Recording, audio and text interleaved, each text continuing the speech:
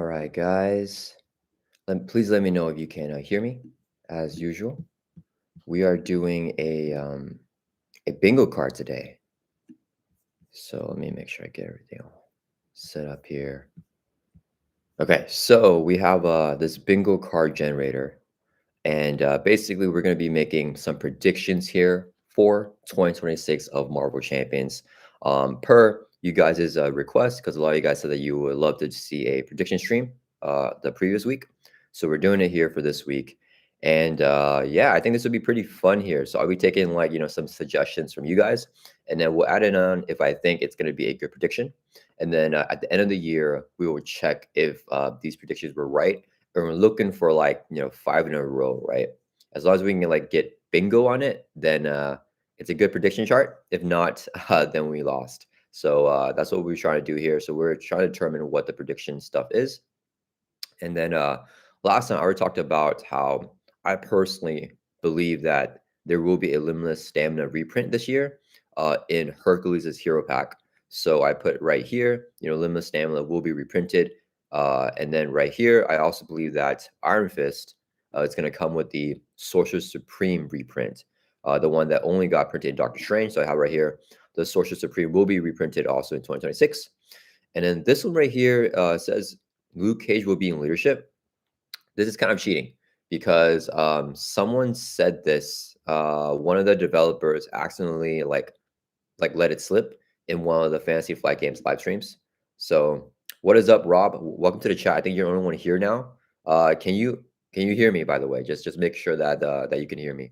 But yeah, so for the Luke Cage will be leadership. I think it was. I don't want to oust them, so I'm not going to say who was the one that leaked it. I think on the Fantasy Flight Games team, but yeah, that was on one of their live streams there. So should I put this on the free card because this is basically confirmed, right? Because Luke Cage's precon will be in leadership. But can I cheat with that? Subtle Nimbus, thank you for clarifying that you can hear me, and welcome to the chat. Awesome. Thank you, Rob, for letting me know that the audio is good. Awesome, guys. Yeah, do you guys think I should put this in the free category here, or should this be our own kind of cheated prediction here? Julio, I'm glad you can join us. Welcome to the chat. So yeah, we'll be I'll be taking predictions, guys. Just let me know if you have any predictions, and then we'll also be taking a look at the new aspect cards that came out in Wonder Man and Hercules Hero Pack that were reviewed by other content creators. Because last week or the past 2 weeks, I talked about the Wonder Man hero cards that were previewed and the Hercules hero cards are previewed. But I do want to talk about the aspect cards as well because they are very interesting. So I'm very excited to see that. Subtle Nimbus says, if you put it in free and it's a lie, it would be wild. Okay, yeah, that would be crazy. So you know what? Let's leave it here. Yeah, we leave it right here because it's not free. It's not free, right? Maybe for free we can put something like let me see here. A-lister will be released in 2026, right? Because this was what Olivia confirmed in the podcast episode that I had her in, and a lot of people are still doubting it. But we now know that Daredevil is coming out in 2026, so the A-lister is going to be coming out in 2026. So NB Ram says, yes, sir. Do you mean for the Luke Cage thing? I'm not sure what that is referring to, but welcome to the chat, NB. I'm glad you can join us again. Yeah, so I think I'll have this for the free chart because we know that A-lister is coming out unless something wild happens and I don't know, Daredevil gets delayed or something like that. But I think Daredevil should be released in 2026. So that's our freebie right there. So I think Luke Cage will be in leadership. Should we try to guess the precons, guys? Do you guys want to try to guess the aspect precons for each of the hero packs, and then we can do a prediction for each one here? One thing that I would love though, I'm gonna kind of let me see. Okay, so one thing I want to say. So let's say personally, my prediction is that we will get no news on revisited heroes. Now, this is bad. I don't want this because I really want news on it, but we know the 2026 timeline, so I feel like we're not gonna get any news on the revisited heroes. I almost want to change my prediction here to be we will get news on it, but in my my brain is telling me that we will not get news. So do you guys think I should put what I want to happen, or should I put like what I think will happen? So yeah, let me know if you guys agree or disagree with that. I want to make sure that we're kind of like on the same page here with the chat. But yeah, I don't think we're gonna get any news on the revisited heroes because we know the timeline, right? Like if we didn't know the timeline, there's a possibility. Or if the timeline had like, a revisited Captain America at some point in the timeline for 2026, then that would be pretty cool too. Let's see. Ninja Lance, welcome to the chat. Yeah, what I think, I do think that we will not get news on it. My heart is telling me that I really want to get news on it, but my brain is like, they have the timeline. Like I feel like it's not gonna come out because of that timeline. Alessandro, welcome to the chat. I want a pool aspect hero. Could be Gwenpool. Ninja says, or Venom Pool. That would be really cool. Should we? Do you guys think we'll get one though? Should I put it on the on our prediction bingo card here? Let's do some. Okay, let's guess for aspect here. So I think Daredevil. I mean, he's gonna be the first hero of the new wave, right? So Fear No Evil has Daredevil and Echo, right? Which aspect do you guys think Daredevil is gonna be in? And let me go ahead and start a poll here because I want to see what you guys think. Daredevil's precon aspect, and then justice, aggression, protection, or leadership. So it can be any one of them, right? Because we're getting 4 hero packs. So since we're getting 4 hero packs, the 2 heroes, they can have overlapping aspects with any of the hero packs that we're getting. So it could be leadership. Like even though Luke Cage we know is the mayor Luke Cage being leadership, Daredevil could also be leadership as well. Let's see. Rob says would love Gwenpool. Yeah, a lot of people are very excited for Gwenpool. I think that I feel like she'll probably come out at some point in the future. I don't think it'll be soon though. But yeah, I think definitely at some point in the future because I feel like the more layer that we go into games, like we'll get like more like unique and fun type of heroes, right? And then we can get more like I guess like it's weird because like Hulkling and Tiger are kind of like obscure heroes. Like I personally did not know about them, but like I don't know how to describe. At least like they're kind of like their own hero, and I feel like a lot of heroes that we can possibly get in the future aren't really like I don't know. They aren't really like I'm trying to think of an example, right? Of like if we talk about like Eddie Brock Venom or like we get Loki, right? These like anti-heroes. I don't know if they are sure they're like more famous and more hype than like I would say Hulkling and Tigra, but like they they're like bad guys at some point, and then like they're kind of good. They're not like purely good, stuff like that. So I could see the case for developers, picking Hulkling and Tiger over the more popular characters that aren't necessarily heroes for us to play. But I think definitely as the game goes further, we're gonna get like a huge variety of heroes. I think we're gonna get like a bunch of those wonky heroes that aren't even heroes. Like I'm very excited for like eventually getting a Loki hero, and I think that that's like definitely going to happen in the future. Probably not 2026 though, but I think definitely in the future. Um, Ninja Land says Daredevil maybe Justice. Yeah, I think he's gonna be in Justice too. Julio says I think Daredevil will be in Justice or maybe Aggression. Yeah, I was thinking maybe Aggression as well. I think Justice is where I'm leaning, just because I mean I really want to see a new archetype for Justice, and I feel like we don't really have as much archetypes for Justice as the other aspects, especially in 2025. So I really want to see some new cool stuff for Justice, and I think that Daredevil, like he's gonna be a staple of the current environment, right? Ooh, you know what? Let me here's another prediction that I have. I think that Daredevil, Fear No Evil, will be a staple of the current environment. So that means for the next 3 years. So next 3 years, I think that this is gonna be a box. Okay, well, this is way too small. Okay, let's just say like stay with the current environment. Yeah.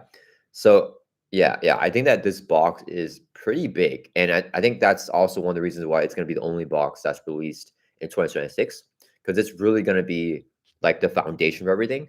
So that's why I also think Daredevil will be bringing a new justice archetype because we got new stuff for protection, leadership, and aggression in 2025, right? We got like the firepower stuff for aggression, like the weapon exhaust. We have what do we have? We have for protection, of course, we're ready for a fight. And for leadership, we got a bunch of new stuff for leadership. So I feel like that Daredevil, I mean, he might make Justice a very, very competitive aspect with the other three aspects. Because right now, I feel like Justice is falling behind. Justice used to be my favorite aspect for a very, very long time. And now I like protection the most because of Ready for a Fight is like Ready for a Fight allows me to do in protection, flipping down safely what I want to do in Justice. So it just feels like there's no point for me to play Justice because like Ready for a Fight bypasses status lock, like not status lock, but steadies and stalwart, right? Versus in Justice, sure you have more confuses, but like I don't know, I really like the thing to just be able to transfer a scheme activation into an attack activation, on demand with that upgrade. So yeah, I don't know, guys. I feel like Justice kind of fall behind, so hopefully we get something there, and then probably my favorite aspect again, we can get some fun new archetypes for it. Alessandro says he's a lawyer, so should be. Yeah, I really want to see threat mitigation stuff. That would be so cool in like the aspect cards. Because the only really one that I can think of right now is like counterintelligence and foiled, and like I don't know, like those are like counterintelligence is only max one per player, so like I can't like just hoard a bunch of them. It's only 3 threat and it's 2 cost, so it's like thwarting is more efficient. Sure, the mitigation is more powerful, so like that's nice. Under surveillance is still overpowered in my opinion, especially in true solo, but still at any player count. I mean, it's 2 costs to Thor for 4 basically, right? Because you can increase that threat threshold by 4 and it bypass stuff like crisis and patrol. But foil is like an event; it only cancels out the boost icons of a card, right? So yeah, I think that more threat mitigation stuff in the justice aspect through Daredevil because he's a lawyer, like in his precon. That would be very, very cool. I really want it to be justice, I think. And I personally think it will be justice. But yeah, I really want it to be justice. So Nimbus says, who would the 4 defenders be? Luke, Daredevil, Jessica Jones, and Iron Fist. What if they did a shakeup of Blue Marvel, Moon Knight, Misty Knight, or Hellcat? Okay, I don't know if you did you see the timeline? Let me pull it up for you guys. Timeline 2026 Marvel Champions. So they actually announced all the heroes that we're getting in 2026, which is like really hype because it's a cool thing. But it was also a lot of people were disappointed about it because let me pull this up. Sorry, guys, it's loading here. A lot of people were disappointed about it because we know what we're not getting, right? Because we know what we are getting, at every single point in the year. Then we also know what we're not getting. So it's like good and bad news at the same time. So let me pull that up. So because I am referencing a lot, so I want to make sure that you guys know what I'm talking about. So share the tab. Okay, here we go. So yeah, this is the 2026 release timeline for Marvel Champions. This is official. So we know that in summer 2026, we're getting Fear No Evil, the big box expansion. That's going to have Daredevil and Echo in it. And then we're going to have Jessica Jones, Luke Cage, and then we're going to get Elektra and Iron Fist as the 4 hero packs. So these 4 hero packs must be all different aspects from each other. But then Echo and Daredevil, I mean, they're different from each other, but they can overlap with any of these aspects here. Let's catch up here with chat. So let me see here. Julio says, I think they will definitely have a team up between defenders, maybe something like the Go Posse or Go for Champions. Yeah, I could definitely. You know what? I think that's a good prediction there. Yeah, let's hop back over to our board. And Julio says, I definitely agree with that. I think that there will be a defenders team up card. And let me put here like posse, like the posse, because it has to be something with like if you have 3 or more defender characters in play, like do X effect, right? Not just like Luke Cage and like Jessica Jones. I mean, we'll probably get Luke Cage and Jessica Jones team card as well, but I think that we'll probably get like a bigger one, or I guess it's not a high chance of getting that. Like it's not like confirmed, but I think that would be cool, and I think that's kind of thematic. So I could definitely see that, like a more broad team up card. So good shout out on that. Julio says at least they should make a team up card for Daredevil Iron Fist. Oh yeah, that would be cool too. I definitely see individual teams as well, and maybe one of the packs would come with like that broader team up type of thing. Kamiko, welcome to the chat. Jessica will be either justice, so some thwarting aggression archetype, I say. So Daredevil can be the same aspect in his precon as Jessica Jones, right? Because Jessica Jones is one of the 4 hero packs. So it's going to be leadership, justice, protection, and aggression. And Daredevil and Echo are in the Fear No Evil. So we can still actually have Daredevil and justice.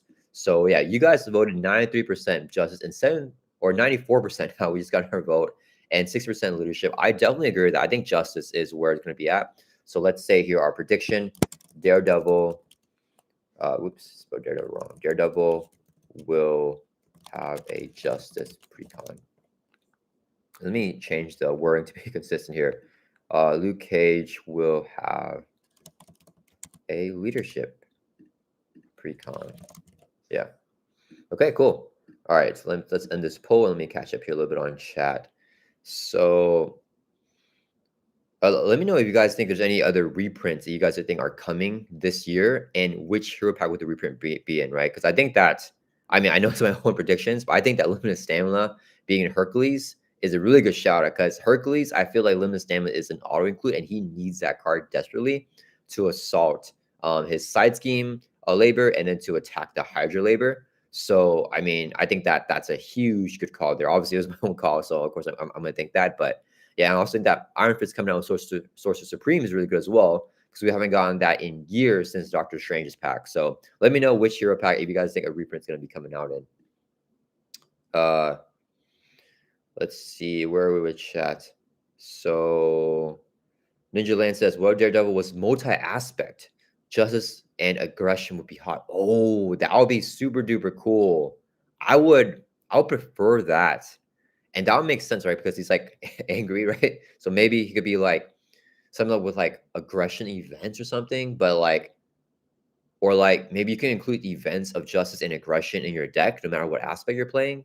I don't know. That'd be very interesting. I think I'm going to leave this though as our prediction, because I feel we have a higher chance of this, but that's a good call. If it's a multi aspect, I'm going to remember that Ninja Lance predicted that, because that'll be, yeah, I think that's possible for sure. It's like definitely not even unlikely. I think it's a high chance, because we're getting so many new like multi-aspect type of stuff with like Wonder Man 2.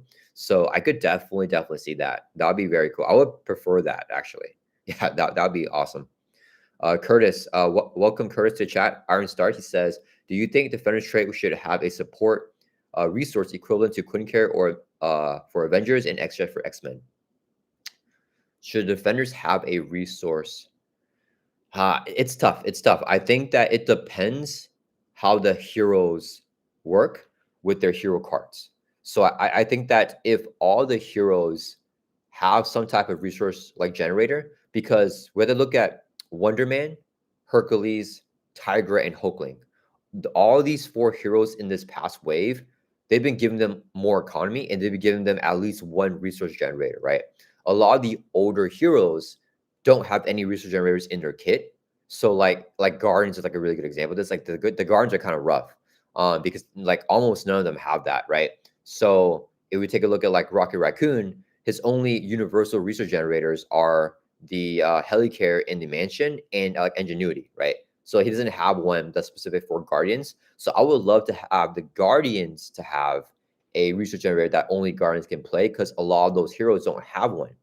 But then for like this past wave for Civil War, I don't know why they all got one, because they all have access to the Quinn carrier, right? So like since they have the Quinn carrier, we don't really need that to stack. So I think from a design perspective, if they make all these defenders already have like good economy and they have a resource generator in their kit already, then I would not think that they need to introduce another defenders only type of resource generator.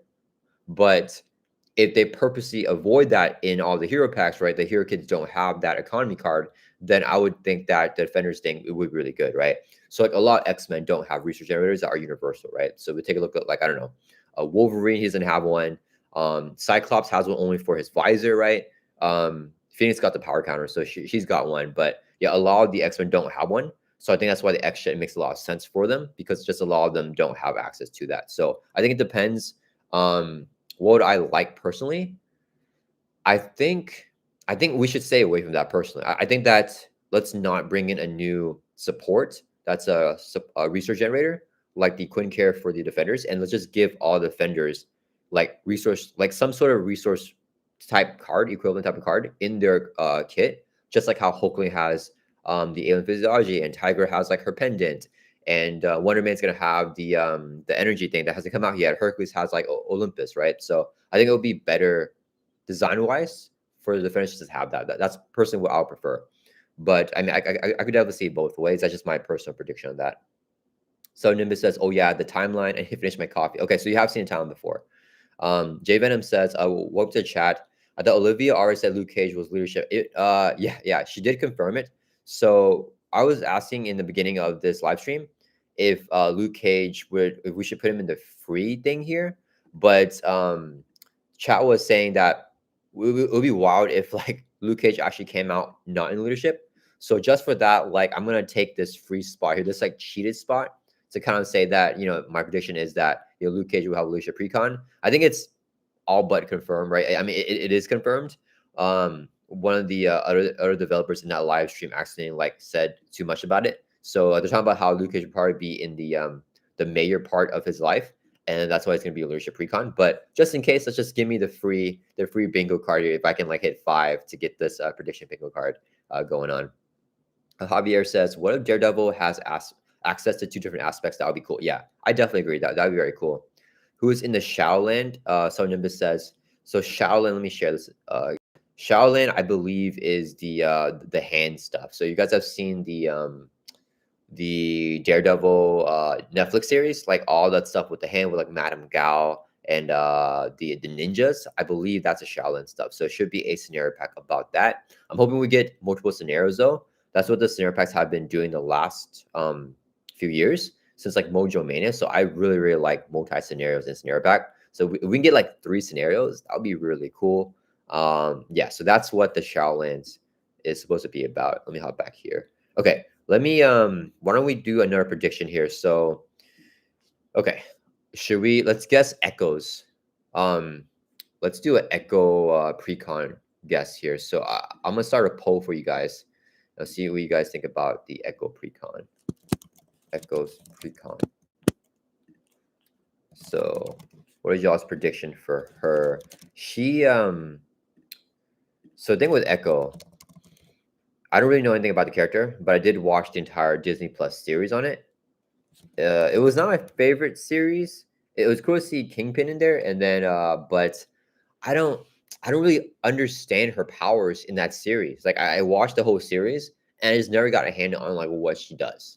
I feel like it could have been more better explained. So you guys know her lore and like what she does. Definitely let me know down in the chat.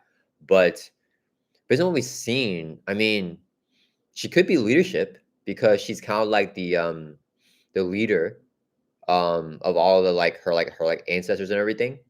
I could definitely see that. I mean, I personally would not want leadership though, because I feel like leadership's gotten enough stuff, especially with Cameo coming out.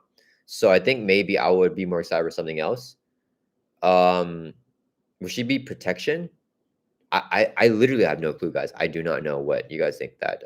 So far the aggression is winning right now with 56% of the votes here for Echo. So let me know what she does, guys.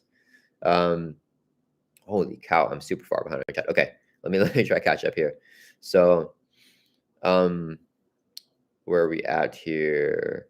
Could revisited heroes apply to allies and supports, for example, the Night Nurse? No. So the revisited heroes, they did confirm exactly what that means. Revisited heroes are going to be a hero that's already in the game, and they specifically use the example of Captain America, and it's going to be a new version of specifically Steve Rogers Captain America. A lot of people I've seen on Reddit and like even on YouTube, on like Facebook, they've been saying that revisited heroes, okay, Falcon, the Sam Wilson Captain America is the revisited version of Steve Rogers, and Shuri is revisited Black Panther. No, like it's been confirmed by the developers, guys, that is not a revisited hero. It's going to be the exact same alter ego. So we will be eventually getting a new Steve Rogers Captain America and a new like what's Doctor Strange name? Stephen Strange, Doctor Strange, right? We're gonna get the exact same alter ego, but a new version of that character. Like for example, it would be like Doctor Strange with like the Time Stone, for example, just a different point of the career of that hero. Alexi, welcome to the chat, man. Jack Bell, hi all. Welcome to the chat, Jack Bell. Evan Beowulf says, hello, hope you're doing well. So early in the morning. Welcome to the chat, Beowulf. It's not super early for me anymore.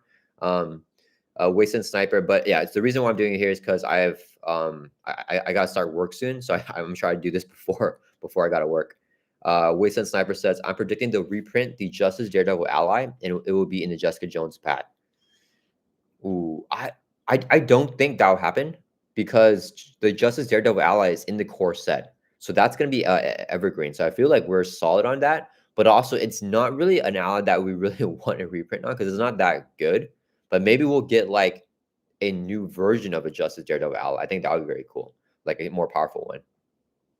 Rob says, my guesses are Echo in aggression, Daredevil aggression, Jessica Jones in justice, Luke Cage in leadership, Iron Fist protection, and Elektra in aggression. I can definitely wait. Do you have Echo and Daredevil in aggression? Oh, I mean Daredevil justice. Okay, gotcha. X Force needs a research generator. X Force, yeah, X Force. But the problem is X Force has shown Adam, which gives them access to X Jet as well. So like it's kind of like iffy on that.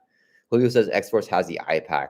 Yeah, but the iPack is like you gotta take an encounter card, so it's kind of bad, I think, or like it's kind of inconsistent, right? Because it's good for like a final push, or like if you really need to draw the cards, but it's not good for basically anything else.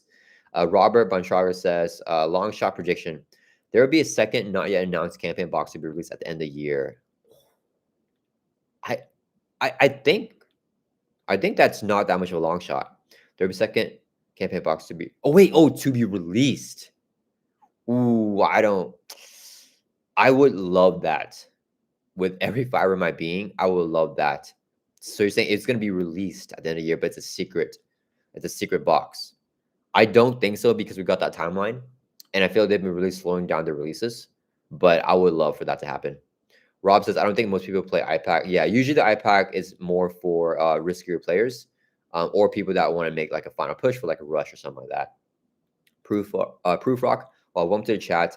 Wolverine's claws are a research generator. Yeah, but like I was saying with Cyclops' visor, it's only for like Cyclops hits, and Wolverine's claws is only for like attack events, right? So it doesn't have anything universal that's going to work for like upgrades, allies, supports, right? Something like an X-Jet, for example. So like a lot of heroes have that like specific thing, right? Like Iceman has one for like ice cards with his power belt, but a lot of the X-Men don't have a universal one.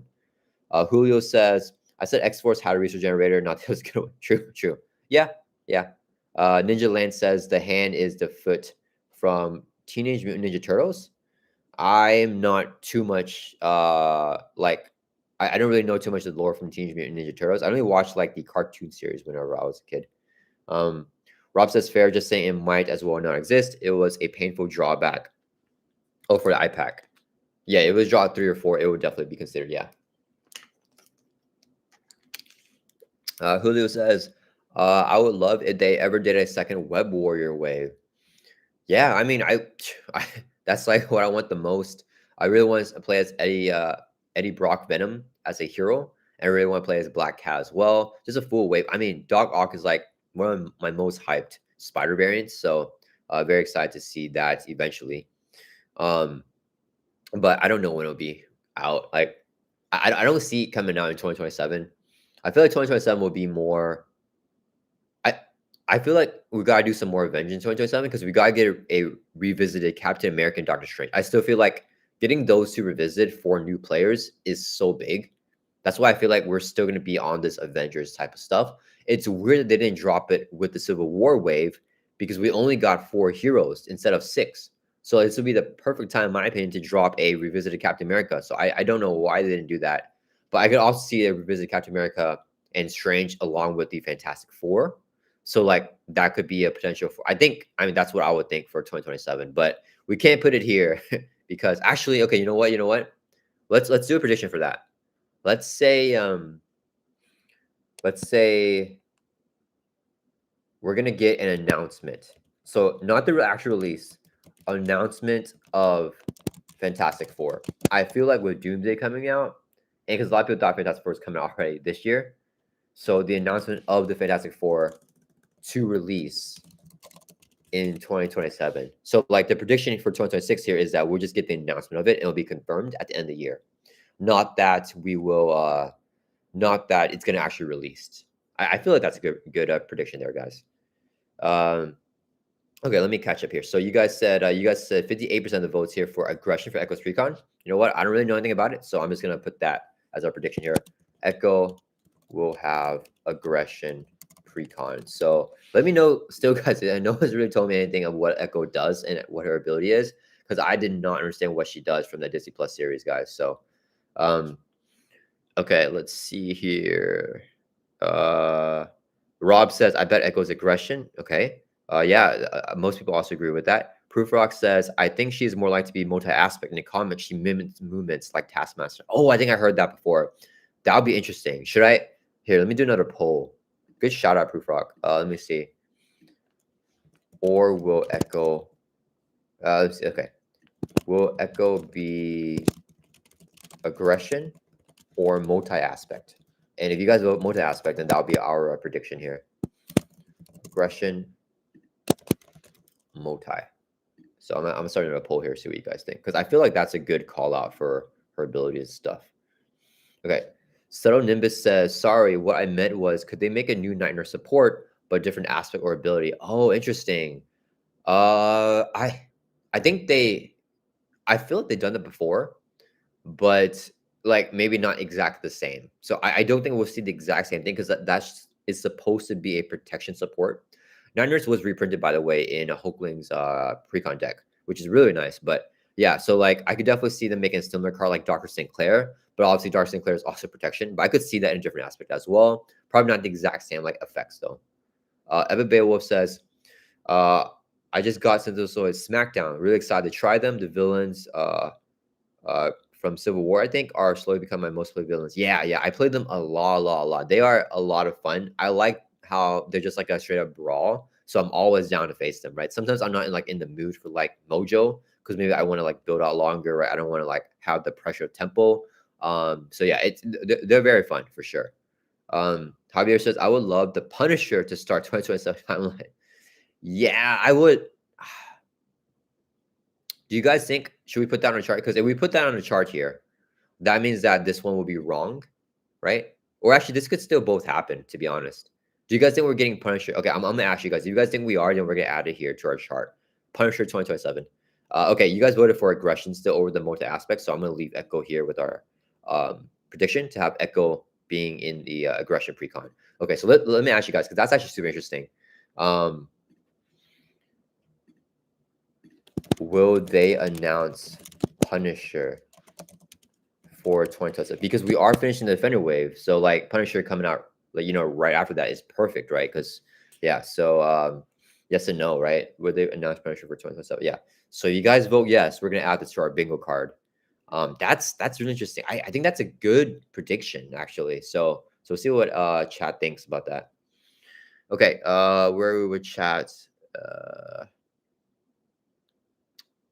Okay. Ninja Lance says, I would like to see an honorary Web Warrior card so I can make Hulkling a spider. Honorary Web Warrior. I think, okay. I really like the idea of Hulkling shape shifting into a spider. But an honor spider card, I mean, that's possible. Like, so I'm guessing what you mean is in multiplayer, right? Because you probably have to already have the Web Warrior trait to play it. But the thing is with that, it's weird because that means that Spider-Man Peter Parker can never play honorary Web Warrior on himself, right? So I don't know if it would be like you have to have Spider in your title, but if you have that, then SPR Penny Parker Spider can never play it, right? Same as how she cannot play the War of the Great Web. So that's just a weird one. I don't know if it had to be a setup card like Cameo, like comes in with setup, attach your hero, you become a Web Warrior, but like discard a card from your hand or something like that. I don't know. Yeah, but that'll be a fun thing to see a Hulkling become a spider though. Rob says Arachnite for me is in the Web Warrior. Yeah, that's hype. Joshua Mateo says playing at 29 would be sick. Yeah, that's super hype as well. Rob says MCU wise, Echo does photographic reflexes, ancestral recall, and enhanced reflex. Okay, so okay, like Taskmaster, ancestral recall. I think we've seen that in the Disney Plus series, and enhanced reflex. Okay, so she's kind of like, does she have super strength? So she's like a really good fighter, like Daredevil, right? It seems like is what you guys are saying.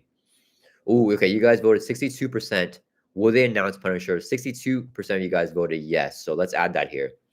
So announcement of Punisher hero to release in 2027. Dang, you guys are really excited for. I mean, I'm super excited for Punisher as well. I don't know, because like, what other defenders would be like along with him? Like, what will be in that wave? Is the question, right? But yeah, okay. So let's end that pool there. Okay, almost caught up with chat, guys. Let's see here. Prediction for Leland Owlsley, the owl will be the villains in the Daredevil box. Okay, yeah, I could definitely see that. Um, Yeah, because we won't necessarily get Shaolan stuff, right? Or like the hand stuff. Because a lot of people are thinking that the hand stuff would be in the Daredevil box. Should we put that, guys? Is that like should I, you want okay, let's do for a more bold because I think a lot of people said that the owl is already on the box. And I think Kingpin is also on the box. Kingpin is also on the box as well. So let's say for a prediction, both of these for you would be in the box. So let's put that. So let me see. And the owl will be in the will be in Fear No Evil. I think that's I feel like we have a high chance of getting both of those. So all right. Evan Beowulf says, I think the defenders will end on 2026. Those are the ones we're going to get and no more. Yeah, my brain tells me that as well. I could see Punisher being right after, but I think it's a little bit unlikely. But chat voted for it. So this is our bingo chat or our bingo card, like as a group here, right? So I'm gonna leave this here because more people think that than not, but we'll see if we get it. Let's see here. I think we get a surprise. Oh, Joshua Mateo says, I think we get a, or Joshua Matto, sorry about that. I think we get a surprise Punisher in 2026. Dang, okay. Should I change this then? Okay, should we say announcement of Punish? Okay, announcement or release of Punisher in 2026. So we would get his announcement or we get his release in 2026 because I mean it would be so cool if they do a surprise pack. I don't feel they're gonna do that because of that timeline thing, but I'll be awesome if we could get one. Um, I think there's a shot. I think there's a shot because like why is he left out, right? Like that doesn't really make sense. So yeah, I think there's definitely a chance of this. So I'm gonna change the prediction here, and I feel like it's a pretty tough prediction anyways. So where I feel like if we get either one right, we deserve this spot to be to like get a point for that. Julio says prediction Kingpin will be the final villain. Ooh, okay. Yeah, I feel like that's a good prediction because we already know Kingpin's gonna be in there, but I think final villain, I think that's a good prediction. I would love him to be the capsule villain. I think he's a good capsule villain. Sure, he's not like the strongest guy in the MCU, right? Because we have like, Thanos, who's also not a capsule villain, but like, we have like other villains like that. But I think that he's also like a schemer. So he could be like a combination of like, sending like mob stuff at you, but also like being a good fighter himself. So I think that would be I would love for Kingpin to be like one of the tougher scenarios in the game. So yeah, let's say oops. Kingpin will be the capstone villain in Fear No Evil. Yeah, I think that's a good prediction there. Ninja Land says yes. Yeah, I think that's a good one. NB says, why do you think Civil War did not have 4 heroes outside the expansion box and just Wonder Man Hercules? All the others had at least 4. I don't know why, actually. I don't know why. It upsets me. But I don't know why. Um, they did say that Civil War was supposed to be a bonus wave, but they also said they would be going back to the regular release cadence in 2025, which is supposed to be 2 boxes.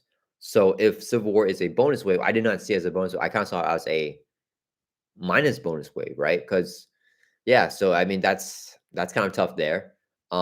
Because we had less than a full wave. But I think where a lot of people are saying the bonus comes from is because it's PvP and that's like the bonus addition to it, which I can definitely see that perspective. I think the PvP adds a lot to the game of Mario Champions. I think that I think it definitely adds a lot for a lot of people. So I think that's fair. But yeah, personally, I think that I think it's just maybe because PvP is so big and they released a scenario pack instead. Because this is like the closest we ever had for 2 scenario packs, right? We got Trickster Takeover after the Agent of Shield, right? So this is like the last pack that released in that wave, right? The Trickster Takeover, and then we immediately get Civil War, and then we get Sinzo SmackDown right after, right? So like maybe Sinzo SmackDown is a replacement for 2 hero packs because I don't think that's ever happened before where we got a scenario pack before the waves of the hero packs of that wave comes out. right? So because we still have not gotten Wonder Man or Hercules, right? Normally we would get Wonder Man Hercules before Sinzo SmackDown, right? I feel like, well, to be fair, I don't really know about whenever Mutation Formula came out and Kang because I hadn't played the game at that point. But since I've been playing, I feel like that's kind of the trend. Yeah, I'm not entirely sure. Uh, Monkey Beats. Oh man, the chat just moved. Okay, Monkey Beats says Punisher probably will be part of a street hero mercenary wave. It'd be cool to see Black Cat and Punisher in a box with other heroes like Shang-Chi and Moon Knight. Oh, that makes a lot of sense as well. That could be the next thing for 2027, actually, instead of Fantastic Four. I could definitely see that coming out as well. So yeah, if this is wrong, we'll at least get this right, right? So yeah, I could definitely see that. Good call there. Proof Rock says Punisher would be fun, but I think it would show up in a later wave, like how they did with Vision, Valkyrie, War Machine, Nebula. Yeah, I can see that side as well. Yeah, I think especially with what Monkey Beast is saying with like coming out with Shang-Chi, Black Cat, and Moon Knight, I think that would be possible. NB says, I don't know if Punisher will be in because they have their 4 heroes announcement cycle. Yeah. So a lot of people are saying that they think it's going to be a bonus secret hero pack, which is why I changed the prediction here a little bit. So if we get either the secret release of Punisher or the announcement of him, then we get this spot here filled out in our bingo card. Let's see. Where was chat, guys? Sorry, guys. I am super behind. I don't know if Punisher would be. Rob says Moon Knight would be fun for the pool aspect. That would be interesting. The problem is that they had to reprint the Crisis of Infinite Deadpools. I feel like Moon Knight would probably just be multi-aspect, right? He might have a lot of restrictions in how he plays as well. Curtis Iron Strike says Punisher, Electro, or someone else as Daredevil's signature ally. Daredevil's signature, I feel like it's gotta be Electra, right? Right? I feel it's gonna be Electra. I feel like if we don't get Electra, we might get her as a basic ally. But if they do that, then he'll definitely have a support, like a personal support of oh man, what's her name, guys? Uh is her name? I forgot her name, guys. Dang it. The girl in the Daredevil series, like his love interest. I forgot her name. Sorry, guys. Let me know down in the chat. You guys remember her name? I just blanked out on that. Jack Bell says, "Can we see Mary Typhoid?" I think is what you're saying, and probably Kingpin, but can't see that. Oh, gosh, gosh, yeah. Oh, you can't see the owl. Okay, maybe someone else said that the owl would be okay. So I think this is a better prediction then. Yeah. Okay, cool. Mary Typhoid. I think I mixed that up. Joshua Mato says, I feel like Cam opens up a lot of possibilities for fixing different decks like Hulk and Thor. Maybe like a permanent setup in Rage thing that increases Hulk's damage for each damage on him. So you're saying like a new setup card for aggression? Let's say this. Let's say we will, because I think this is more likely, and I think this is still going to be a good prediction. We will get like a tougher one. We'll get at least one new setup card like Cameo. Like one new setup like card in an aspect or like a basic card, right? I feel like that's a good prediction because then that fulfills your prediction there that we're getting something for like Hulk and Thor. But also I think because like to be fair, right, for this prediction right here, we got no setup cards like in aspect cards in all of 2025, right? In 2024, right? In 2023, right? Like this never happened before. So Cam was the first one. So we will get we're getting Cameo in 2026. So let's say we'll get at least one more new setup card like Cameo in 2026. Yeah, I feel like that's a good call. I feel like that's gonna Cameo by itself opens that new design space, and there may be more depending on the community reaction to Cameo, which I think is pretty positive. So uh Julio says, I think Daredevil will have no signature ally, but rather multiple supports like Miss Marvel. I can see that as well, right? I mean, oh yeah, he's got to have Foggy as a support. Um, yeah, yeah, that would make sense for his character as well. Okay, we have prediction 5 will be support for Daredevil. Ooh, so like I think that's a good prediction. I feel that's too easy. Like I almost feel like that's easier than anything else on here. I mean, but I said I have this thing which is kind of cheating. Okay, so like this one's cheating because I want to have all the aspect predictions on there, but I feel like it's guaranteed, right? Like, okay, you know what? I'm gonna put this here. I'm gonna put this here. Foggy Nelson will be a support. for DD. If we run out of spots, I'm going to take this one out because I feel like that's a little bit too easy of a spot for us to get. But yeah, let's because like this is confirmed. It's our free spot. This is like we earned this because it got leaked, right? Um, and then this, I feel like it's a solid prediction, but I feel like we have a really good chance of getting that, right? Joshua says, I agree with the Daredevil support. Yeah. Proofrock says definitely needs Foggy. Yeah. Karen Page. Thank you, Rob. Yeah, Karen. Yeah, I think we're definitely going to get a Karen support as well, right? Well, I think we'll definitely get the Karen support if we don't get a signature ally. If we do get a signature ally, I could see them not including Karen Page. Jack Bell says, I think you mean Karen. Yeah, thank you guys for helping refresh my memory there. Yeah, Karen Page. Yeah, I mean, she could do like some threat removal stuff, right? Because she's a reporter. So like that would be really cool as well, right? I think that's very thematic to the supports to remove threat. And then she definitely falls in line with that. So okay, guys, let's do another aspect prediction here. So we got Echo, we have Daredevil and Luke Cage. So I mean Jessica Jones, Justice, right? Like we'll have a Justice precon. If anyone disagrees, let me know down in the chat and we'll do a poll for this. But I feel like you guys all agree. I don't think we need to do a poll for that.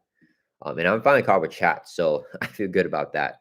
Julio says, do you think that the hero packs will have modular sets in them like the mutants? I don't know. I hope not. I prefer no modules. I prefer more player cards in the back of the pack stuff. So yeah, personally, I don't think that they'll have modules in there just because I don't want to. So maybe it's my bias saying that prediction. But yeah, I think Jessica Jones will have the Justice here. Rob says Jessica Jones Justice. Yeah, I think so too. Okay. Proofrock says another easy one. Matt Murdock will have the Attorney trait, and there will be basic cards that use the trait in his kit. Ooh. I think that he will have the Attorney trait. I think that's guaranteed. I don't think we need to worry about that. Let's say basic cards that use. Let's not even say basic cards. Let's say like aspect / basic cards, right? So any cards that work off the Attorney trait, because only She-Hulk and Matt Murdock have that trait right now, right? Yeah, so it's going to be, yeah, so let's say Attorney trait gets support. So that means any sort of like basic card or aspect card that like says play only if you have the Attorney trait, or you only play this card if you have the Attorney trait. I think that that's what this will be. That's kind of bold though. I'm not sure we'll actually get that because that's an alter ego type of like trait thing. And the only other one we got for that is like genius trait stuff, right? So usually it's like the hero traits that get more support. Rob says, I'd rather have more aspect cards in hero packs than villain cards. Sam, yeah, exactly. Yeah, that's why I'm hoping that we don't get. Yeah, I wasn't a fan of getting so many different modules. I feel like I've had enough modules I haven't played through. So like for me, it's like I don't need any more. I want more player cards and more like, unique stuff. Okay, so I think you guys all agree with Jessica Jones Injustice. So what's next? We have Jessica Jones, Luke Cage. We have Elektra. Okay, so what do you guys think? Let's do Iron Fist because I think he might be a little bit easier. So Iron Fist precon. Aggression, justice, leadership, or protection, guys. What do you guys think Iron Fist precon will be? So start the poll. Okay. And then Joshua says, prediction. New Peter Parker Spider-Man ally will be released in this wave. Ooh. My heart wants it. I'm trying to think if my brain agrees. But my heart wants it. Like, I don't know if you guys know, my favorite card in the game is the Justice Peter Parker Spider-Man ally that came in the Rise of the Red Skull. I think he's super duper cool. The art looks fantastic, and the flair is just amazing. A new Peter Parker, because we already have that one. We have the basic one as well. That's so unfair. I don't think I'm not gonna put it here on the bingo card. I don't think we'll get another one. Cause like I know Spider-Man teams up, but like he's not a defender, right? I feel this should be more focused for defenders, right? So I would love it though. I would love it for sure. I don't think we will get one though. Julio says prediction: Daredevil will have access to thwarting and alter ego. He will have access to thwarting and alter ego like Gambit. Okay, or at least threat prevention like She-Hulk. Yeah. I think it's not guaranteed. That's what I want the most though. I really want threat mitigation.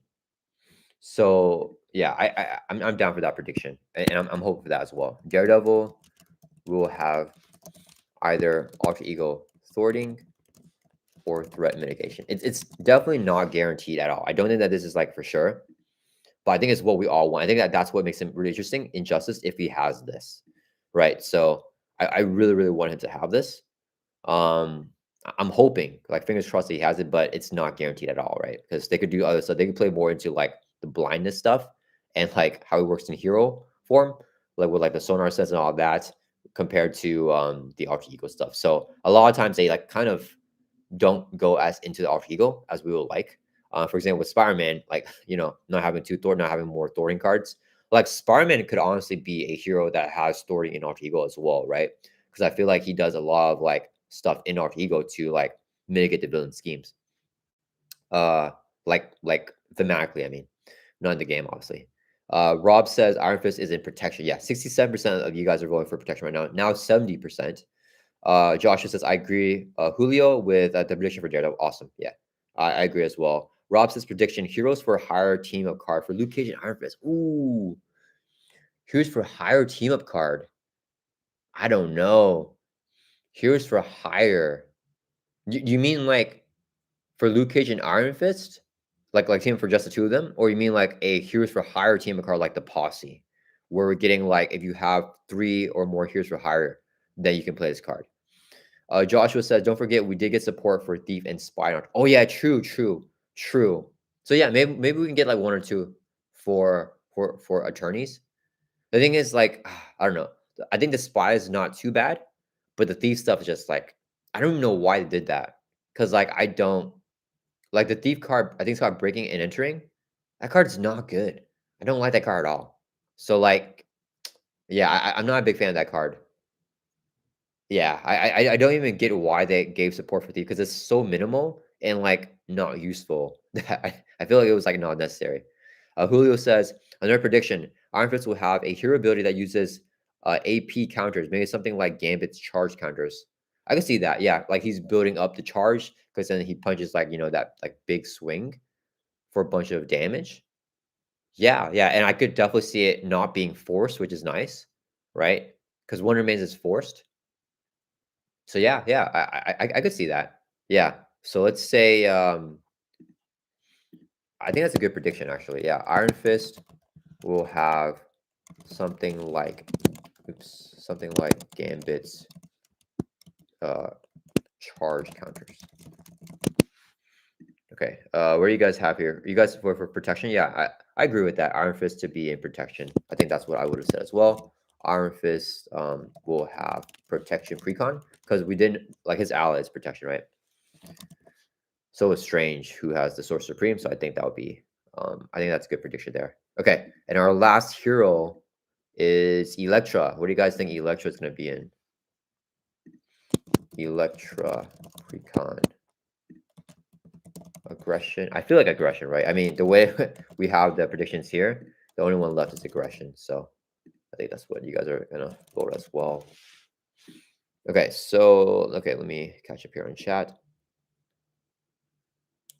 Rob says just the two of them. Oh, okay, so you're saying a Luke Cage or an Iron Fist team up? I think that's a good prediction. I'm not gonna put it on here though because I feel like I don't know. I feel like should we get? Okay, you know what? Let's just put it because I think I'm gonna leave this as well because I don't think we have. We're like almost done with our predictions, right? So I feel like yeah, let's let's go ahead and put that one. So what's the prediction that you said? Team up for Luke Cage and Iron Fist. Okay, yeah, let's do that. Team up card for Luke Cage and Iron Fist. Okay. All right. I think we should say I'm team up card for Luke Cage and Jessica Jones too, right? Let's fill out this list a little bit now that we're basically done. Luke Cage and Jessica Jones. Okay. Let me see. Hot take: Luke Cage protection, Iron Fist aggression. That is a super hot take because Luke Cage was like leaked by the developers to be in leadership. So really hot take there by Julio. But I could see it, like I wouldn't be shocked if they actually like lied to us and changed their minds on that. So aggression, yeah, you guys 90% of the vote. Yeah, I could definitely see it. Electra and aggression. I think that's a good call. Precon. Let's see. Let me make the word the same. We'll have aggression precon. Okay, cool. So we got all the hero pack precons there. And then Proofbox says, I'm trying to figure out how Luke Cage's ability to not take damage would be represented in the game. Toughs are an easy answer, but I feel like they will try something new, maybe damage reduction. I feel like it's got to be just Toughs. Right? I saw a comment by someone. I don't know if it was on like Reddit or it was on like one of my videos, but someone commented a fun way to bring that up in Luke Cage. I don't exactly remember what it was though, but whatever that person said, it was very interesting. It was like, it was Toughs, similar to Colossus. I don't remember. Yeah, I don't. Yeah, I don't remember. It was a very good. If you're in the chat for any reason, let me know again because that was someone had a really good call on how Toughs would work with Luke Cage. Julio says, "Oh, I didn't know Luke Cage aspect was leaked, but to me, it doesn't make sense. He's in anything other than protection. Like he's in protection. I think a lot of people expected him to be in protection. They decided to have him being leadership because like there's a part in the comics where he's a mayor, so they're doing like that run of Luke Cage, like a mayor Luke Cage, so he's like a leader, so in leadership for that. Yeah. All right. Let me know that guys, if you have more predictions. We'll hop back over here, but I do want to take a look at some of the aspect cards that were previewed by the other content creators. Rob says, I think they went with Luke in leadership because he's the leader of the defenders. Okay, yeah, that also makes sense.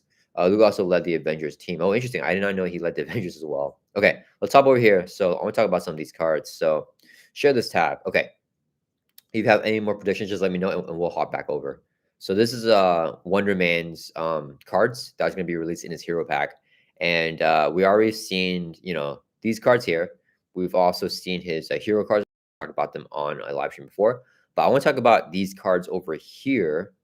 And Hawkeye is super interesting. So Hawkeye is a Justice card here that's going to come in Wonder Man's pack, and he's a Justice ally, exact same as the leadership one that came in the core set, like same stat line, exactly the same. 3 cost, 3 hit points, 1 thwart, 1 attack. What's really interesting is that he's the Avengers and the Shield trait. I don't think there's any other ally in the game that has both the Avenger and the Shield trait. So that's really crazy. And I don't think there's any hero that has both of these printed traits on like one side of their card, right? Like for example, Captain America does Captain America have Shield in Alter Ego? I think he does. I don't remember. Okay, let's do Spider-Woman. Spider-Woman has a Shield trait in Alter Ego, but Spider-Woman has the Avenger trait in hero form. But I don't think there's any hero that has both on one side. So that's really interesting. And then he comes in play with 4 arrow counters, so he's exactly the same as a leadership Hawkeye. So I literally thought that this was like the exact same thing as that card, but in Justice. Even after I read the ability here, because I kind of misread it. But after rereading it more carefully, his effect is a little bit different. As a response, after an ally makes a basic thwart, remove 1 arrow count from Hawkeye and then do 2 damage to a minion. What do you guys think about this card, guys? Because the other one is when a minion enters play, then you can remove the arrow counter. So the response is a little bit different. Is now an ally has to make a basic thwart. So he can thwart himself whenever you play him, and he can do the 2 damage immediately to a minion. So that's pretty powerful. He can do 1 thwart and 2 damage for 3 costs on that first turn that you play him. And then if you have other allies thwarts, like in multiplayer, it opens up a lot of more possibilities. So I think he's a really cool card for Justice, actually. Like a great way for Justice to deal with minions. But like the art here is way more cool than the leadership one in the core set. Like I love this art here for Hawkeye. So it's really cool to see this card in the game. I was really shocked to see it. Julio says maybe Luke Cage's precon would be leadership, but I can see him being played in protection the most. Yeah, I think definitely a lot of his cards will work off with protection with his defensiveness. Jack Bell says, was surprised Luke Cage minion in Civil War did not have tough. Does it really not have tough? That's crazy. Yeah, that maybe they're gonna do something that's not with that. Yeah, I don't know. FIFO Chicken, welcome to chat. Quake has, but oh, true. Quake also is an Avenger and Shield, right? Yeah, I completely missed that. Yeah, good call out there. She got reprinted as well recently, right? I think in the Agents of Shield wave. Yeah, Quake also has both. Joshua Mato says, how did they leak Luke Cage? It was a live stream. Was it a playthrough? It might have been a playthrough for Fantasy Flight Games where they're playing like a new hero or something like that. And then one of the developers, I'm just gonna oust him. It was Aaron, guys. I know I wouldn't oust him. You guys keep on asking me. So okay, Aaron, accidentally kept on saying things like, Luke Cage is gonna do this, he's gonna do this. And then I think at some point later on the stream, Olivia was like, you know what? Like you hinted at it enough. Like, yes, Luke Cage will have a leadership precon. Oh, no, because Aaron said that Luke Cage's precon deck was inspired by his run in the comics where he was a mayor. Right. I think someone asked in the live stream in the chat. I think someone asked him or asked the developers like what inspires like their things, like when they're making a hero kit in like the aspect cards. I think that he reviewed that the Luke Cage one is inspired by the mayor run. So I think that a lot of people were like, okay, so he's a mayor, that means he's gonna be leadership, and then they just confirmed it. Yeah, so it wasn't necessarily, it was like accidentally like confirmed, I guess. Not really. I don't know, like leak slash confirmation. I don't really know how you guys would describe that, but yeah. Rob says yellow Hawkeye is worse than blue Hawkeye. Ooh, I think that's a hot take. I don't think it's better than a blue one, but I wouldn't even say it's worse. Like on the turn you play this one, it's even better like on play, right? Because you can play it and immediately thwart and kill a minion. The leadership one, after you play, you have to wait for a minion to come out. So like, yeah, it's definitely. I mean, for Ultron, I mean, even for Ultron, I think this one's very, very good. But Ultron summons minions so much that I think the leadership one is better for that, because like the moment that the drone comes out, it dies before it attacks you. So that's useful. But I don't know. I think this is actually a very good effect as well. Yellow Hawkeye, or FIFO says, Yellow Hawkeye would team up very well with Speed or Quicksilver to an extent. Okay, the Quicksilver ally, I'm guessing, because it's similar to Speed. Oh yeah. Allies. Oh yeah. That's very cool. Yeah. So Wanda probably wants to add in Hawkeye here, and Sam with the Speed, who's also already in Justice, right? The Speed ally. So if you guys don't know, the Quicksilver ally for Wanda and the Speed Justice ally, after they activate, they can activate again. They can ready back up and activate again. So they can proc and thwart multiple times to trigger this Hawkeye's ability to do like tons of damage to me, like high tempo damage, right? So that's pretty cool. Julio says, do you think Hercules pack will have a leadership conditioning card or something like that? Ooh, let's. Oh, I feel it would have been previewed, right? Is leadership missing out on that? What does leadership have in the core box? Because in the core set we have heroic conditioning, we have the aggressive conditioning, and we have the armored vest, right? So what's the leadership equivalent? Let's take a look at that, guys. Let me pull that up. Let me go to Hall of Heroes here, because we didn't get a leadership card that's equivalent for the new ones, right?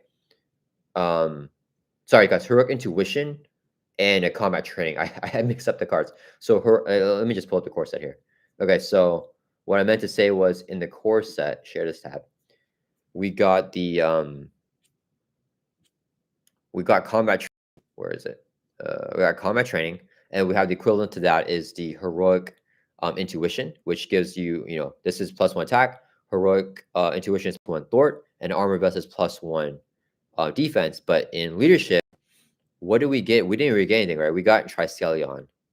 So maybe we'll get a new Triskelion. Do you guys think that that's a good prediction? Like, will we get a new ally? Iron Star Curtis says, Hawkeye so situation, needing other allies to Thor in order to use all 4 counters. I don't like because he only has 3 hit points. Yeah, true. Because whenever he's Thoring himself, right, he can only proc 3 of those counters. But the thing is, I feel you usually have at least one other ally out to Thor to get like all the counters off. I don't like the condition only for a minion. Should be any enemy. Yeah. I think if it was for any enemy, it'd be a lot better. Yeah, that's a very good point. Yeah. Joshua Mato says, can Hawkeye trigger on himself? Yes, he can. Because it says here for any ally. After an ally makes a basic thwart, Hawkeye's the ally himself. So when he thwarts, he can also trigger that effect. Jack Bell says, I take it Hawkeye can trigger the ability on himself. Says, yeah. Iron Stark says, but I guess any enemy is too powerful. Again, to situation. No, I think that might even be good. I don't even think it would be too powerful. I would really like that. Like, I agree with you that I think that would be very cool for him. Because, yeah. Julio says, I'm guessing it will be a mix of team training and endurance. Ooh, that's interesting. Okay. Let's do that for a prediction here. Share this tab. Okay. So what's the prediction, guys? We will get... come on. Help me out, guys. What is the?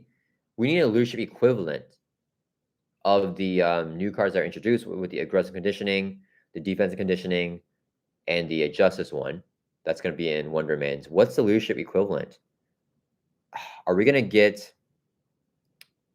Let's see. I don't know how to word that, guys. I don't know what we would say. Would it be like a team train type of card? FIFO Chicken says, for me, yellow Hawkeye is better since than the blue. You have to wait to engage a minion with the blue. Yeah. Now you can choose. If the minion comes in with tough, you can ping it before yellow Hawkeye's response. True.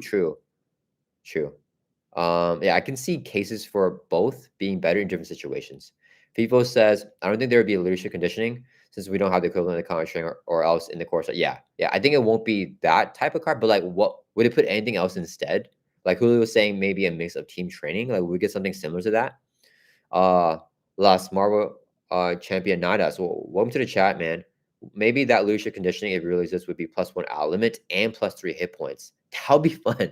That would be a good call out. Or endurance plus Triskelion in a card. Yeah, that'd be interesting. Julio says +1 out limit is too powerful.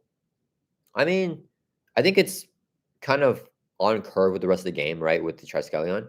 I think the thing that's weird is that it's in Hercules' precon. And you guys have made a really good point to me because I didn't really see that until you guys really pointed it out. But Hercules doesn't really want to play in leadership, right? Because he needs to clear off the threat off his labors and defeat the lair minion himself, right? The allies can't do damage or remove threat from that. So like he seems to be like the guy that doesn't want to be in leadership the most, right? But at the same time, he's coming with a leadership precon. So it has to be a card that will work for him. So I think I don't know the ally limit would work for him though, but I think +3 hit points is interesting. Julio says because then you could play Triskelion plus a new card, so that's 5 element just like that. Yeah, true. I mean, the X-Men has Utopia, so they can get 5 with Triskelion and Utopia anyways. And the X-Men allies are like the craziest thing ever because of the Uncanny X-Men, right? So like I feel like if anything, it's not going to be as strong as that. But I guess it could make X-Men have 6 allies, which is probably too much. Last Marvel Championata says, yeah, too much, but dreaming is free. Yeah, true. Joshua Mato says, on a better Triskelion, maybe we get a 2-cost card that increases the island by 1 and HP by 2. I think he will come with Moxie, or what's the other hero buff in leadership? Moxie is possible as well. We have Inspired. We also got Corset lead from the front. Maybe we'll get another ally upgrade. We haven't gotten like a universal ally upgrade in a very, very long time. Really Inspired is kind of the only one. I don't know what our prediction should be for that, guys. Andy Rando says, I think Hercules will give us a teamwork reprint so he can use Alice to help him attack. Yeah, I think that's a good call. I think that's a good call. Should we say that? Let me pull up teamwork for you guys here. I think that's a really, really good call, actually. So, share his tab. Okay, so teamwork here. Here, interrupt. When you use your basic thwart or basic attack, you can exhaust an ally you control and add the ally's matching power to your hero's power for this use. So that makes sense. That makes sense. Where was this printed? This printed in Thor, who's out of print, and Cyclops is also out of print. So yeah, that makes sense. I think that's a really good, yeah. You know what? Yeah, really good call, Andy. I think that's a good prediction there. Yeah, let's share this tab. We'll get a teamwork. Let's put in quotes here. Or let's say teamwork will be reprinted. Because I think Hercules really needs it. Like, that's going to be the main thing with Hercules and leadership, right? It's going to be teamwork. So, yeah, I think that's a good call there. Let me see. Julio says, I'm thinking that if there's a leadership conditioning, the only balance option is +1 to every ally and +3 hit points to your hero. But that'd be bonkers, right? That'd be bonkers. That's got to be like 5 costs. Right? Maybe 4 costs. That's just so good. That's so powerful. Bevo Chicken says maybe a 2-cost event saying allies don't get consequential damage. Oh, for an event. That's now that feels too weak now, right? Because like for an event to be 2 costs. Oh, for 1 turn, no allies. Okay, that's okay. Okay, never mind. Yeah. Okay, that's a possibility as well. Julio says maybe a stronger inspired. Yeah, I can see that as well. Maybe not strong, but like same balance. but like different. Proofrock says that makes a lot of sense. Joshua says -1 consequential damage would be a cool for allies. Yeah, yes, like the 2-cost event that FIFA was saying as a new card. Julio says not really. It's just team train 2 cost plus endurance 1 cost. Yeah, so I feel like team training is really powerful. You know, okay, fair point, fair point. Yeah, okay. Let's say, okay, let's do our last position here. Let's say some sort of leadership equivalent. Okay, let's say, okay, no, let's not, because I feel that's too broad. We might just be able to easily say that what that is. Let's say leadership card with combination of Triskelion, or let's do like slashes. Triskelion, team training, endurance. Yeah, I feel like, or minus consequential damage. Take less consequential. Man, this text is so small. Why did? Okay, you know what? Let's just not put that. It's too small, guys. Okay. Why is it so small? Is it because of my dashes? Let me put ors. Or. Okay, there we go. That's a little bigger. Okay, all right.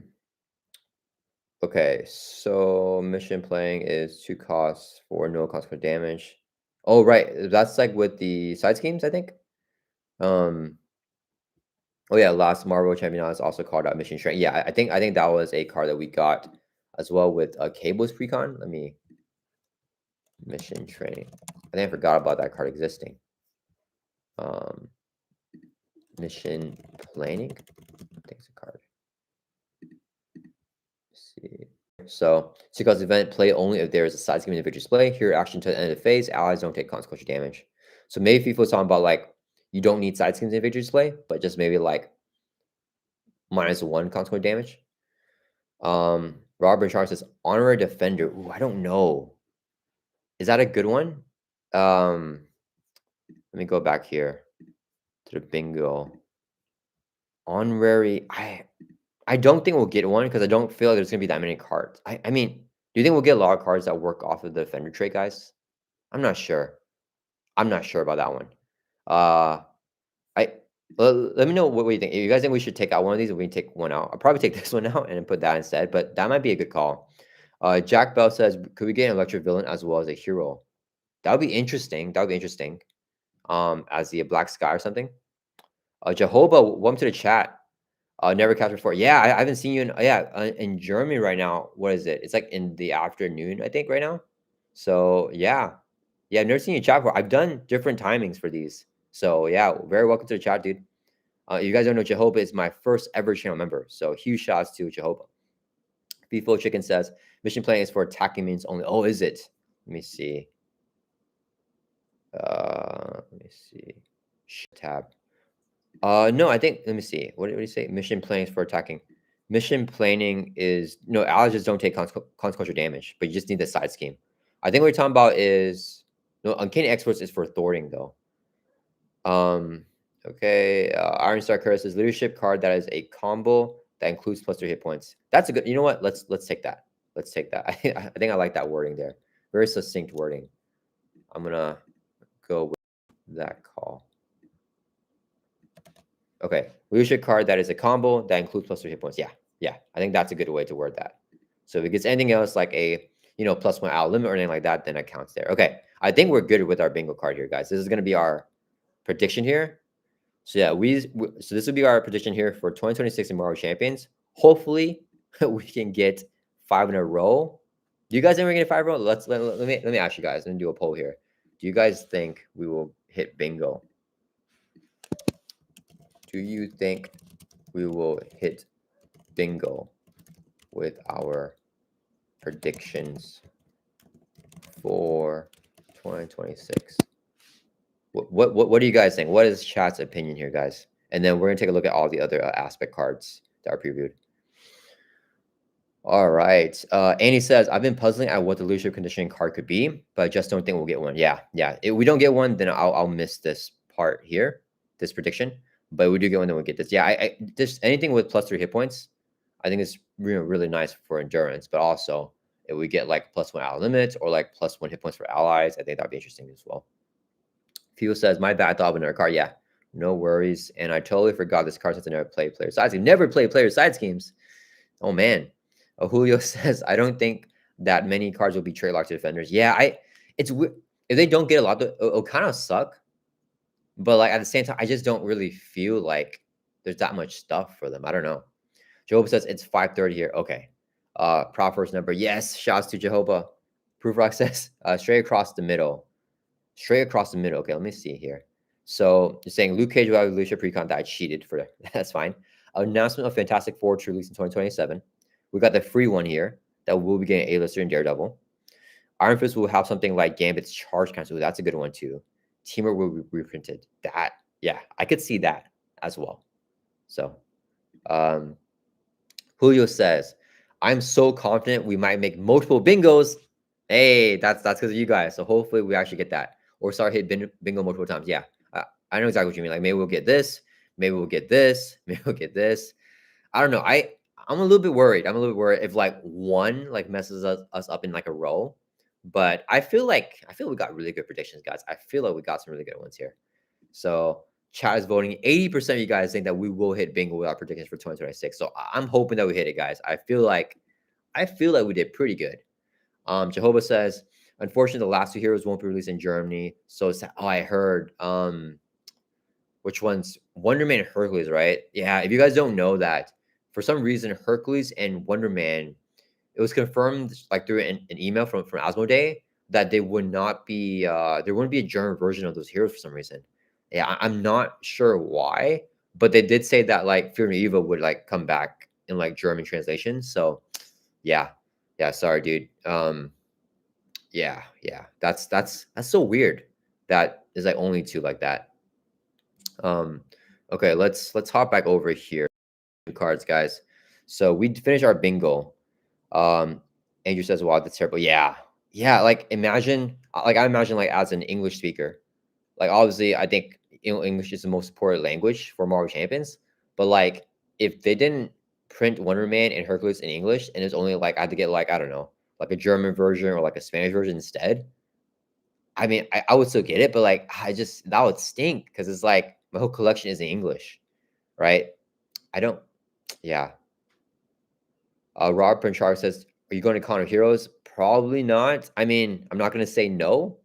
It's still in the open, but I don't see it this year. Yeah, I don't. It's just tough to make time to travel because we try to make time to travel at least once a year, like for like vacation somewhere, and that's usually around my wife's schedule because she's still doing residency, so like she works like super long hours, doesn't have like a lot of weekends free either.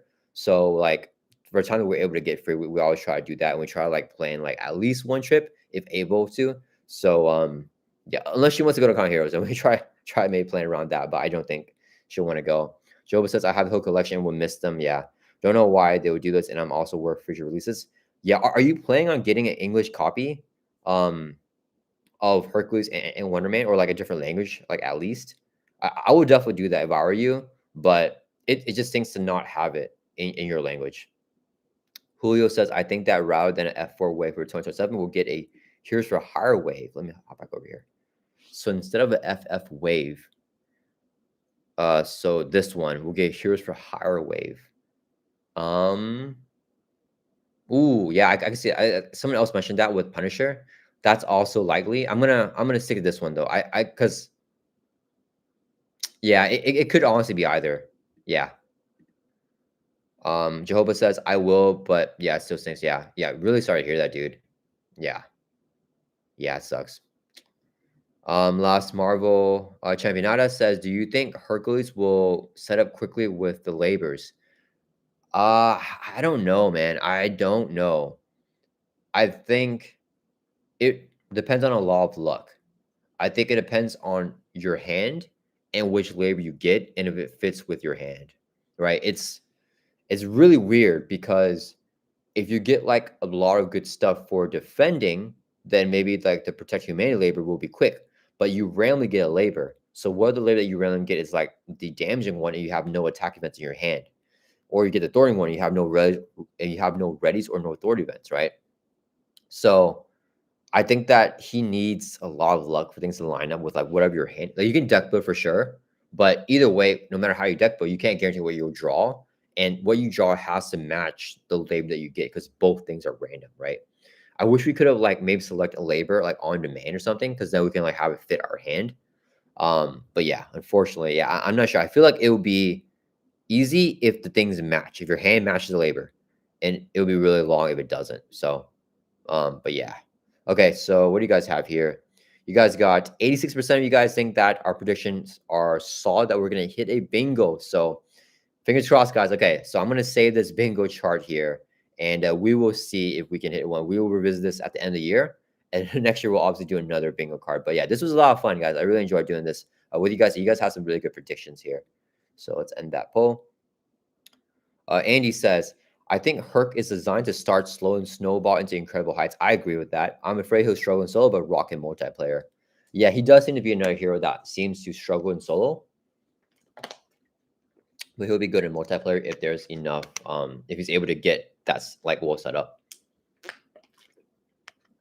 Julio says, does Hercules get a random gift, or does he pick it? He gets a random gift. So you shuffle up your gift deck and shuffle up the labor deck. You get a random labor with its alter ego ability, and then you get a random gift after you clear it off, which is unfortunate as well. Okay, let's hop back over here. I want to go over all these cards. So Hawkeye, yeah, I think a lot of people like Hawkeye. So yeah, I think he's a very hype card. Next, we got Jarvis here. So this is a really cool card to get. Avenger Persona here. 2-cost support. Response after an Avenger hero changed into alter ego. So hero into alter ego. Exhaust Jarvis and choose. The identity gets +2 recovery until the end of phase, or you can discard a status card from your identity. So this is an interesting effect. I think the tough thing is that it's a response, but I think that's also kind of the mag, right? Because you're going into alter ego, and then Jarvis will come to help you out. So I kind of wish that this was like Hue 2 until the end of phase, right?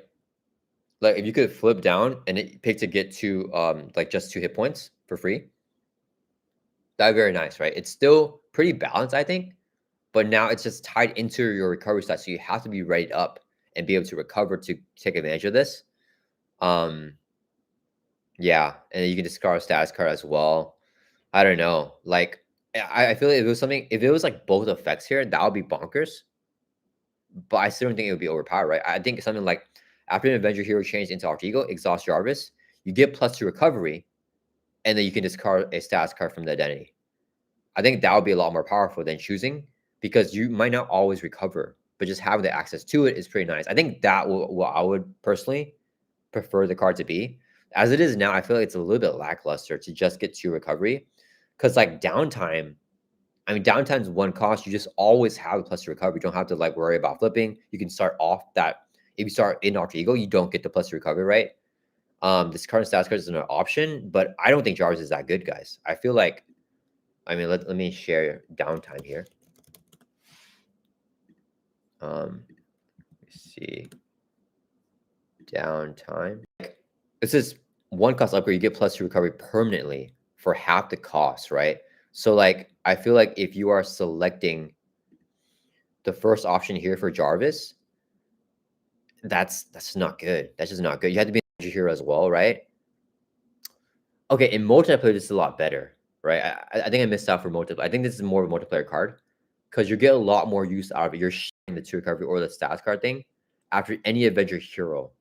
So I think this card, I think it's good in multiplayer. I think it gives you a lot of versatility and like, different options. I think in solo, I would never use this card. Yeah. Let me see. Julio says that sucks. Is very, yeah, for Hercules is very RNG based. Yeah. Championata says, I think Herc will be bright in multiplayer. Yeah, I agree. Rob says, have you watched Wonder Man? It's great. One of the best MCU shows. I did watch Wonder Man. Is it one of the best? I think it is one of the best. I don't know. I might have to go through all the shows. I mean, do you consider the animated shows like as a part of that? And you said MCU. I I really enjoyed it. I really enjoyed it. I don't want to spoil for anyone that hasn't watched it. I really enjoyed it. I think it was a very like I really like the acting stuff because Wonder Man's like an actor, so it really went into that. So like that was really fun to see. It was very funny. Like I love seeing like the little acting scenes where they're like pretending to act and like stuff like that. It's really fun. Um, my only thing is call me basic. Well, I am very basic, but I want to see more Wonder Man fighting and more of his abilities on display. Um, so yeah, that's I don't want to say too much for anyone that hasn't watched it because it's a pretty new show, I think. So yeah, I mean there's only 8 episodes and they went really well into the character. So I love the character and like all the stuff they did with the character, but I watch superhero shows for superhero like stuff. So I want to see more action. But yeah, other than that, I think it was a very good show. That was like the one thing that was missing for me, but I think everything else was done like very, very well. Yeah, let me know down in the chat guys if you guys seen the new Wonder Man series. Very, very good show. Witcher says Jarvis plus Dar Sinclair. Yeah, yeah, yeah, yeah. It's similar to Sinclair as well. And he says I would like Jarvis more if he costed 1. Yeah, right. Downtime's basically better. Yeah, true. So they do stack, however, and I guess downtime isn't in current. Oh, is downtime really not in the current environment? See here. Yeah, it's only in Phoenix and Miss Marvel. Guys, my prediction, I think we're getting a downtime reprint in Fear No Evil, right? Dang it. Is it too late to say that? I feel that's a good call as well. But you know what? You guys agree with this. I think like you guys think this is a good bingo card. Let's just leave this here. Yeah. I'm not gonna mess with it anymore. But yeah, let me see. Julio says, "Do you think we'll ever get more mutants in the future? We're still missing a bunch." I do think we will get more mutants in the future. I think that it's helped that the licensing that Disney bought X-Men, right? I think that now licensing will be easier with that, and I do think we will get more mutants in the future. I don't know how it's gonna be, like what wave and all of that, but we still need a Beast. I know a lot of people want Beast, Emma Frost. Um, so yeah, I think that there's still a lot of mutants that we can get at least one more wave, and at that point, like in the future, we're gonna get reprints, right? We need to get a or revisit. I mean, so we need to get a revisited Wolverine, a revisited Cyclops, because those guys are out of print. They've been out of print for a super long time. So yeah, a revisit Storm as well. The raw version says an X Factor wave would be nice to pay off that trait. I like the multiple man. I like the multiple man to lead the X Factor. Yeah, X Factor is so weird that they did that trait. Like, I feel like it could have just been an X-Men wave because, like, all those people were X-Men at one point, anyways, right?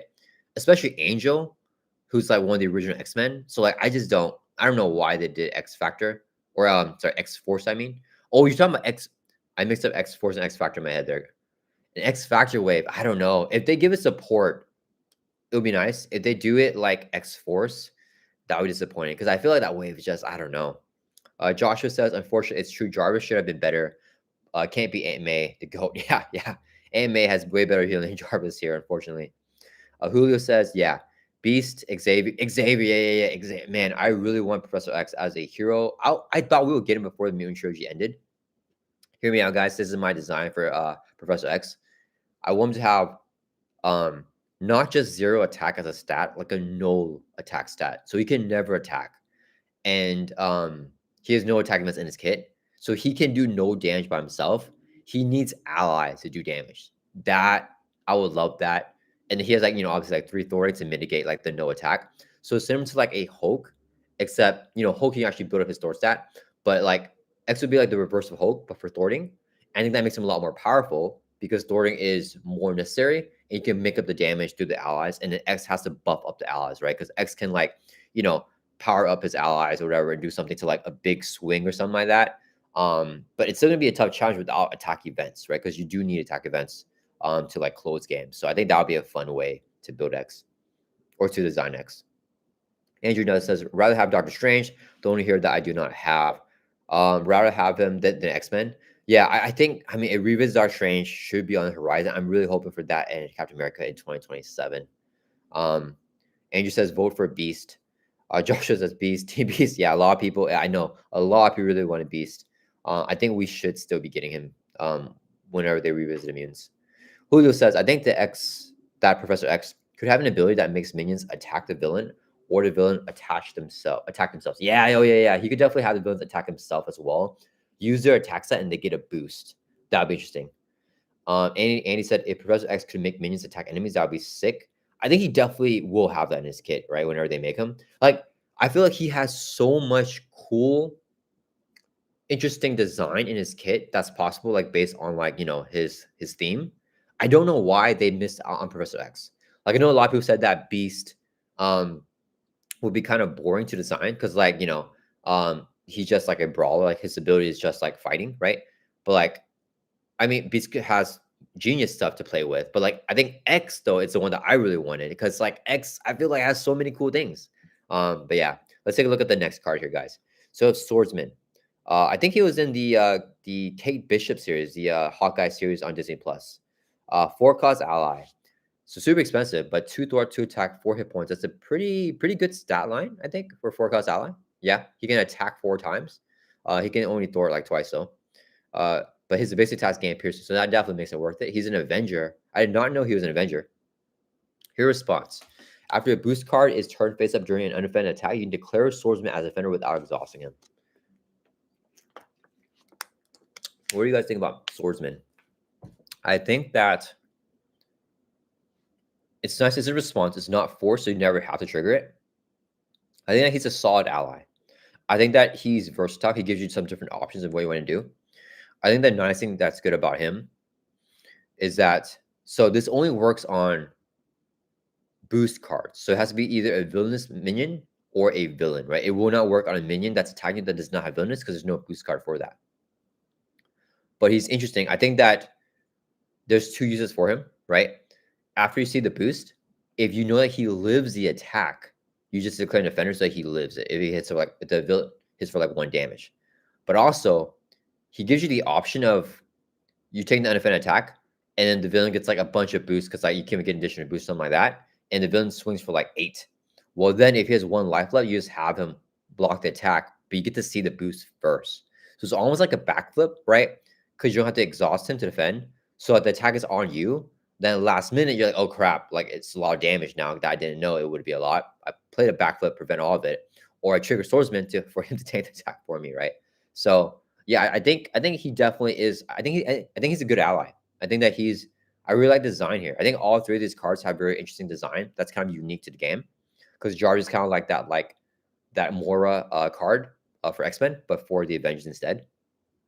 Swordsman is like the undefended, like not declaring him without exhausting to defend is very, very nice. So yeah, in addition to that, he can also attack with piercing. So I think that he's worth his cost here for sure.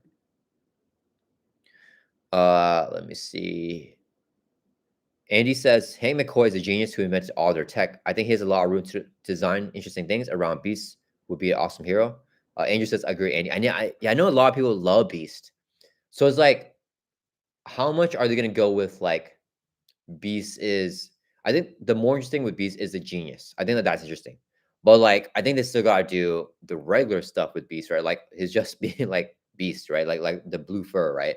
So like his attack event it's got to be something like what I don't know, drop kick or something like that, right? And it'd be like for example, 3 costs for 8 damage, like something simple like that. Right? I feel like his hero actions and Marvel Champions, most heroes are predominantly having hero actions, right? All of his hero actions are going to be pretty simple. I feel like, right? So what's interesting about Beast is if they do alter ego stuff, which I would love. I would personally love that to be like an alter ego focused hero. But I feel like if that takes over his kit in terms of like his hero action stuff, I feel that's unlikely.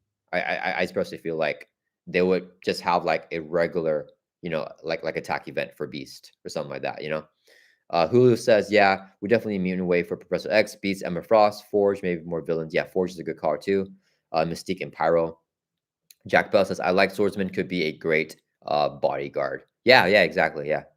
Yeah, okay. So no one really talk about Swordsman that much except for Jack Bell here. We're still on Beast. Yeah, I know the community that loves Beast. Like I want Beast for you guys, but I have never been like the biggest Beast fan Maybe that's a super hot take, but yeah, I know the community is just, yeah, we can't, yeah, I know the community loves beasts, so we got to have beasts in the game. But yeah, I personally prefer Professor X, and I was very excited for Magneto as well. Okay, so next let's take a look at Caught in a Crossfire, and we look at coordinate effort as well. So this is an aggression zero cost upgrade. You give it to a non-elite minion. It's tactic, max 1 per minion. When a friendly character attacks, deal 1 damage to the attached minion. So I think this is pretty interesting. I think it's worth its cost.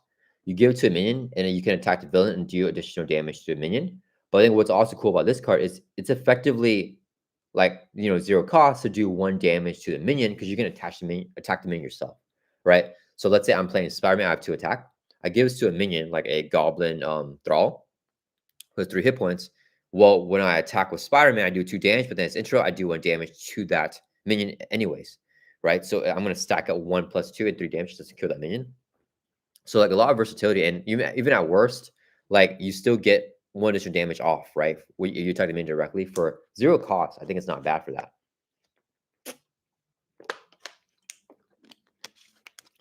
Obviously, in multiplayer, it works very well, even better. All the allies can like swarm and help you out. The other players as well. Each time they attack, you get more benefits, and you can ping off more damage on that minion. So yeah, I think this is a solid card to game. Once again, I really like the design of this card. I think in addition to all these cards, it's a very nice design that really helps out a lot. A lot of cool use in multiplayer as well. Julio says, "Oh, and definitely a team between Professor X and Magneto." Is that a prediction or like a Oh, for like a like two-handed game? Yeah, that would be very very fun. I'm definitely gonna do that if we get Professor X Hero, like a two-handed game with X and Magneto. Yeah, that's iconic. All right, we have a coordinated effort here, and let me know, guys, if you want to say anything about Caught in the Crossfire. I think it's pretty straightforward, but pretty interesting and a good design there. This card I'm not the biggest fan of actually for a coordinated effort. Zero cost upgrade. It is a WoW resource, which is nice. Attached to any encounter card that's in play, max 1 per encounter card. While paying costs on attached card, any player may help pay those costs. You know what I just realized right now? I just realized this. This can be on the villain card, right? Because the villain card is an encounter card. So isn't this like the ultimate Cyclops card? So if you guys don't know about this, what is the card called? I think it's called Energy Shield. Yeah, Energy Shield. So you know what I just realized, guys? I think I love this card now. I just like saw this right now. So if you guys don't know, there is a loophole in the rules with Energy Shield because it's an upgrade that says attach a character. You attach it to the villain, and then Cyclops can Ruby Quartz Visor infinitely. And he can just attack the villain every single game. I actually have a playthrough with that. So because this is an upgrade, it's permanent, and you can attach to any character, including the villain. So you give this on a villain, and in my playthrough, I had Cyclops here, where he's optic blasting, spend 1 resource any type, do 3 damage to enemy with upgrade attached, and the villain will have the energy barrier. So now that I'm looking at the coordinated effort, it's the same thing, but in leadership, right? Attach an encounter card in play. That includes a villain, right, guys? So Rusha, welcome to chat. He asks, is Mystique always a villain in the comics? I don't know. I think in the comics he's usually a villain. I believe that in the MCU, they or not the MCU, but in the movies, they try to make her more like a hero. But I believe that in the comics, she's more often the villain than not. But the comics are so broad. I'm not sure there's a story where she's actually like more of a good guy. Jack Bell says crossed in the crossfire looks like you can trigger by attacking different enemy. Yeah, for sure. Yeah, I think that's the main use of it. But I think I was saying like at worst, you can even attack that same enemy and trigger the effect on it. Andrew says, do not think she was always a villain, but mostly. Uh, Andy says villains have a purple back. They're not encounter cards. Oh, is that true? Dang it. That would be so cool though. Let me how do we find that, guys? It'll be in the rules reference guide, right? Let's see, Marvel Champions RG 1.7. Let's try to find this here. So let me share the tab for you guys. Okay, so what am I looking for? Encounter card. What is considered the encounter card? Okay, run overdue encounter card. That's not it. No, that's not it. Players can only trigger action abilities on cards it controls or encounter cards. I mean, I think you're right. Attachment is an encounter card type. Encounter card. Oh, wait. Okay, wait. Here we go. Card types. Okay, a card's type is associated to the ally event. Okay, here we go. So, attachment, environment, main scheme, minion, obligation, side scheme, treachery, and villain cards. Okay, villain cards are types of encounter cards, guys. So we have this confirmed here in the rules reference guide. So, yeah, it says villain cards are types of encounter cards. So let's hop back over here to coordinate effort. Attach to an encounter card in play. I think we just found something here, guys. So the problem with Energy Shield for Cyclops is that Cyclops just loves leadership so much. He's like such a good leadership character. But when you play Energy Shield, you have to include Cyclops or play him in protection. So you can't use Uncanny. But this freaking card right here is leadership and it's a tactic. So Cyclops can grab this on turn 1, put it on the villain, and it's a wild resource. That's pretty bonkers, guys. What the heck? So now Cyclops can infinitely optic blast on the villain whenever he wants to, because this will stay on the villain the entire game. Okay, now I'm really excited. Okay, so at first I was only looking at this effect here, so I wasn't super excited, but now I'm like super excited for this card. Andrew, let me see. Villain type her by the non-encounter card, pretty sure. Andrew says no, agree with Andy. Villain non-encounter card. No, guys, I just found it here in the rules reference guide. I think that was probably a little bit late, but yeah, it says here that villain cards are types of encounter cards right here. Hulu says, I think that villain cards are that villain cards. They have a separate villain deck. Yeah, I think I was also kind of thinking like you guys are probably right at that, but yeah, it says here that in the rules reference guide that villain cards are types of encounter cards. Josh and Matthew says, wait, what is that energy? Is that energy shield combo legit? Yes, it is a legit combo actually. Yeah, so I have a playthrough. Let me find that for you guys. In case you guys have not seen it, but let me pull that up.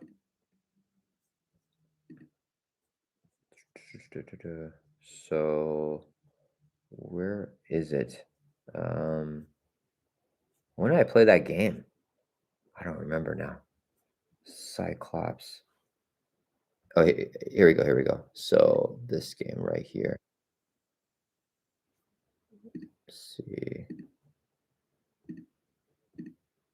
Okay, so this game right here that I played with the Energy Shield and Cyclops, you just attach Energy Shield to Sabretooth. And then Cyclops can infinitely opt to blast him. It's like, I don't know if it was intended, probably not, but it is an official thing that you're able to do in the game while we're champions. And we just found another loop. Coordinated effort allows you to do the exact same thing, but now you can play Cyclops in leadership. So we no longer have to play him in Justice anymore. So that's pretty crazy. Game Guy says, I keep wondering if coordinated effort could be used in Hercules decks to have another player help with his labors, which are encounter cards when they otherwise couldn't. I don't think so, because it says while paying costs on attached cards, any player may help pay those costs. So you can't do that. But the problem is the Hercules cards here. I can actually share Hercules tab because I have it pulled up right here. For Hercules' labors, yeah, you can attach it on this card or on the minion itself. But it just says here that attached minion cannot take damage except from Hercules attacks. So you're not paying costs for the cards. You have to attack it, and only Hercules can do that. Same for the side scheme to remove threat. Only Hercules can do that, unfortunately. So yeah, like this card right here is basically for like stuff where you have to like for like the universal weapon, someone else can like take the damage. Wait, no, this says specific paying costs actually. So you can't even do that. It's really for resources only, right? So it's gonna be stuff like let me put like claw. What is claw stuff called? I don't remember. Let's do the vibranium shield because I remember the name of that for Ultron. So where is it?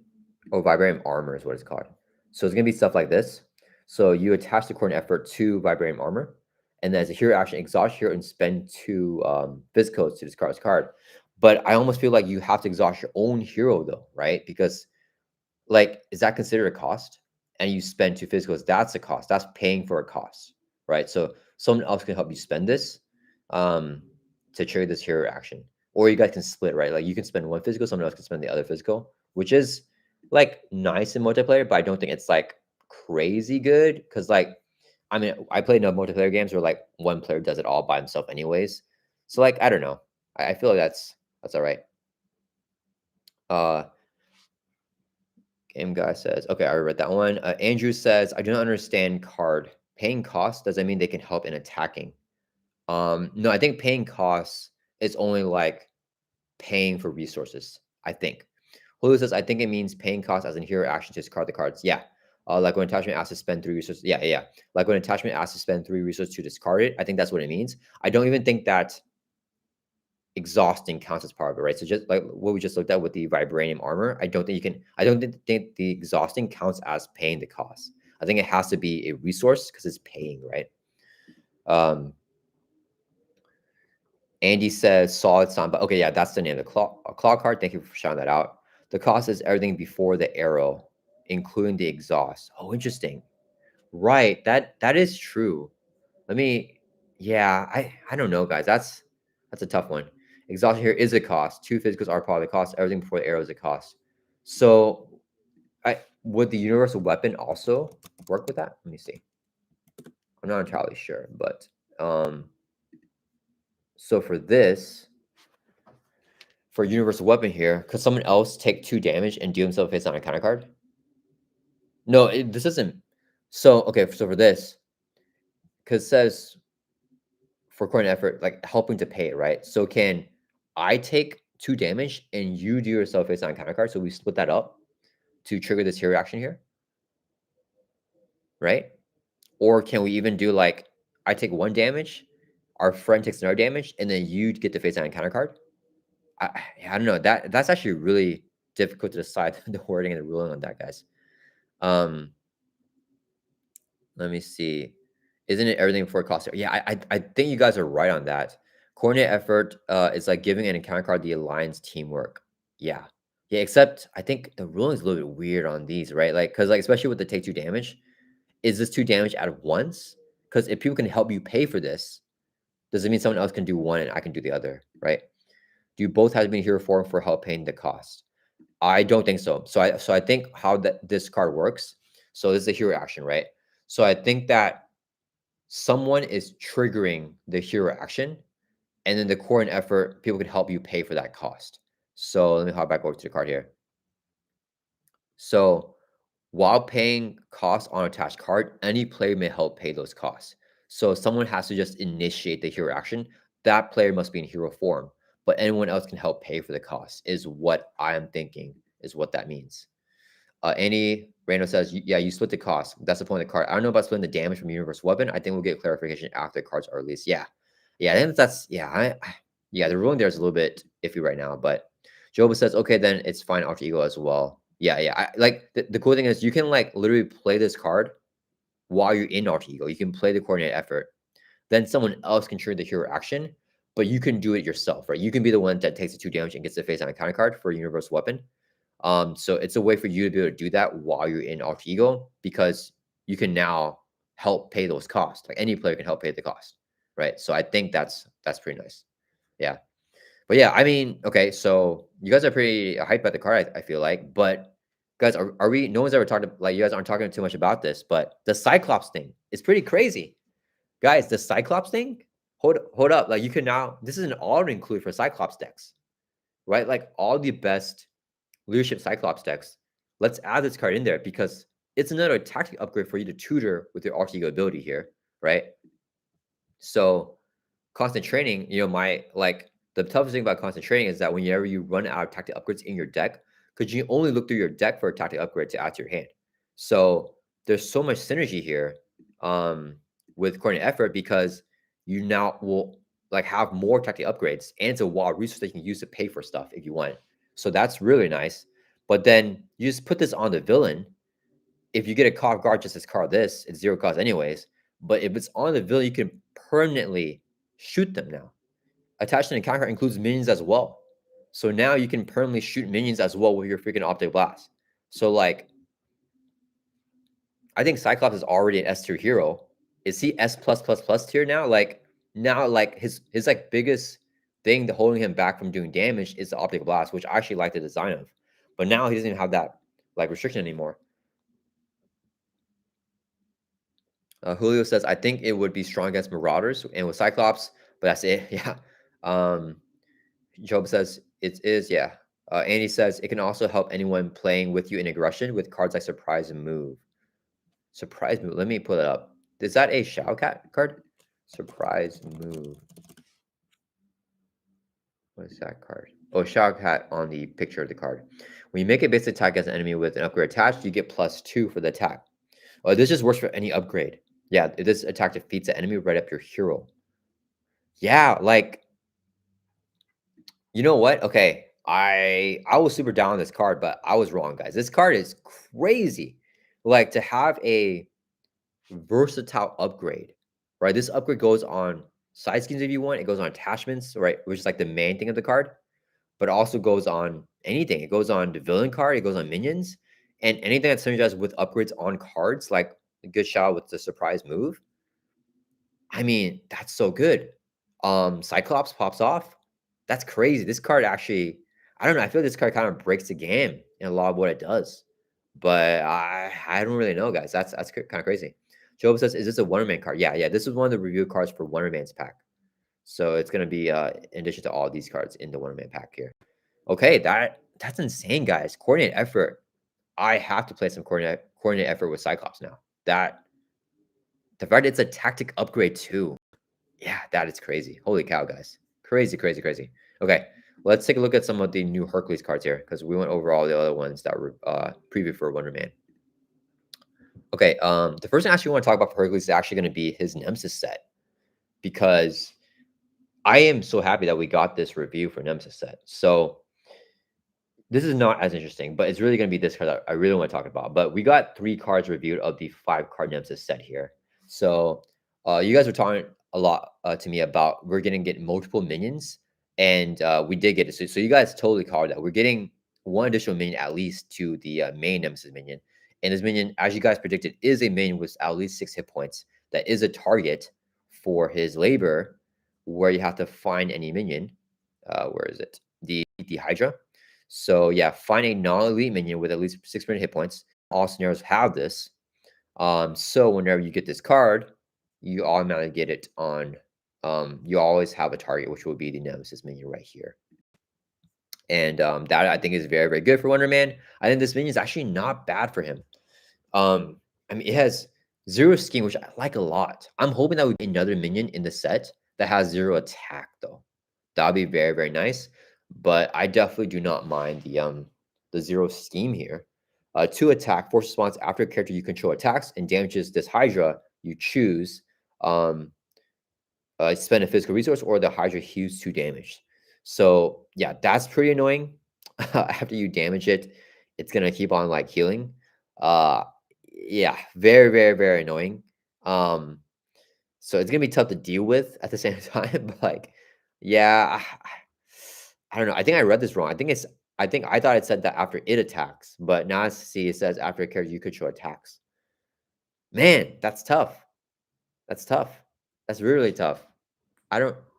Dang. Okay. I don't know. Joshua says, Ram thought, do we get new ally cards for Wonder Man and Hercules in these new packs? Do we get new ally cards? What do you mean, new ally cards for Wonder Man and Hercules? Like, we're getting aspect cards for sure that are ally cards, right? Like, we're getting Namora, Gilgamesh, and then Hercules has also Thor, Death, and Hercules also has his identity ally, which is the Amadeus Cho Braun ally here. So,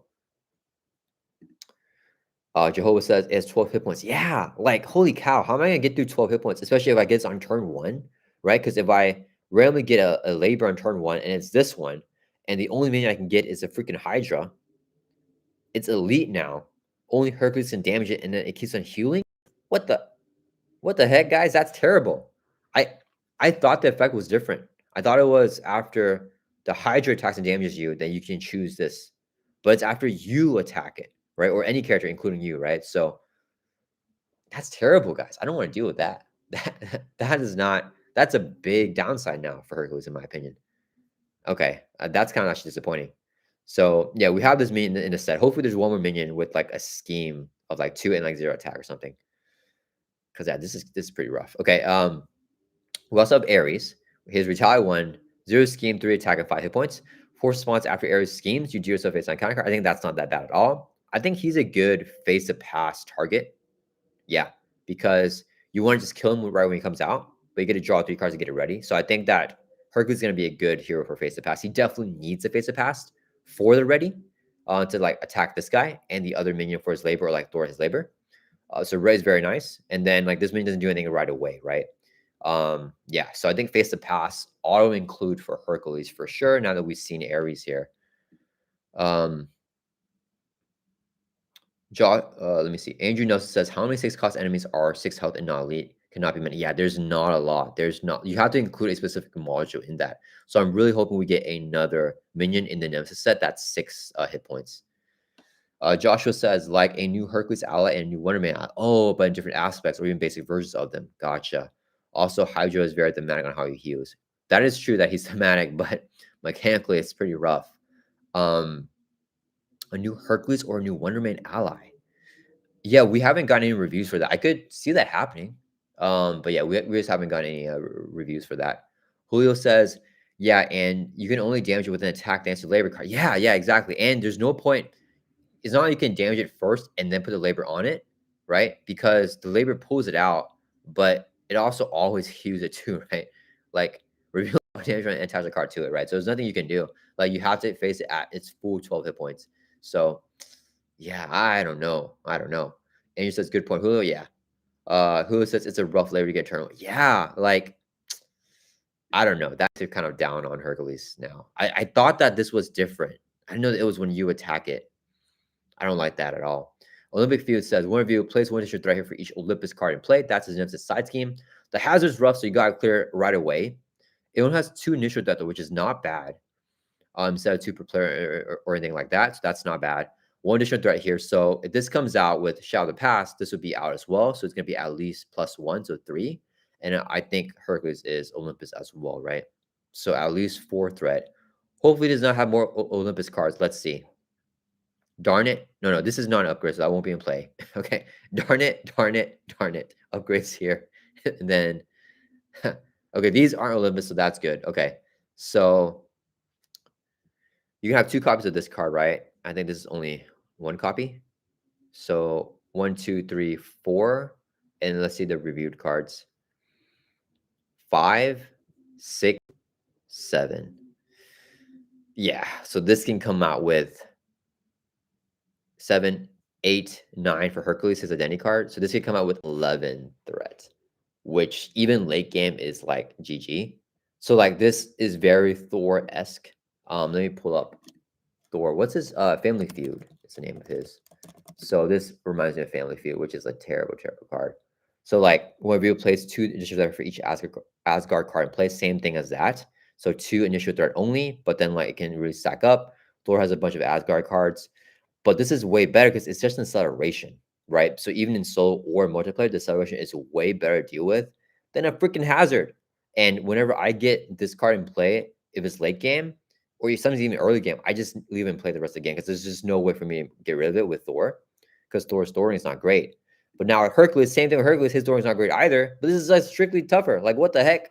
This is such a tough Nemesis set, guys. I remember someone called that Hercules would get Hercules, yeah, would get a super tough Nemesis set. Whoever said that was on point, guys. This is like a menace to deal with. I cannot. Man, this is tough. Face of pass though for this is not bad, but this is nasty and this is nasty as well. The Rat King says, welcome to the chat, by the way. Remember, Hercules comes with the bonus module. All versus all that can be included in a game to help with his labors. Oh, yeah. Does that have a bunch of those minions that are not? Oh yeah, so this we can't do, but this is 6 hit points, so we can do this.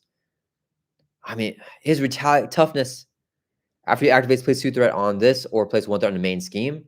After any activation. So like he's scheming for 1 basically, right?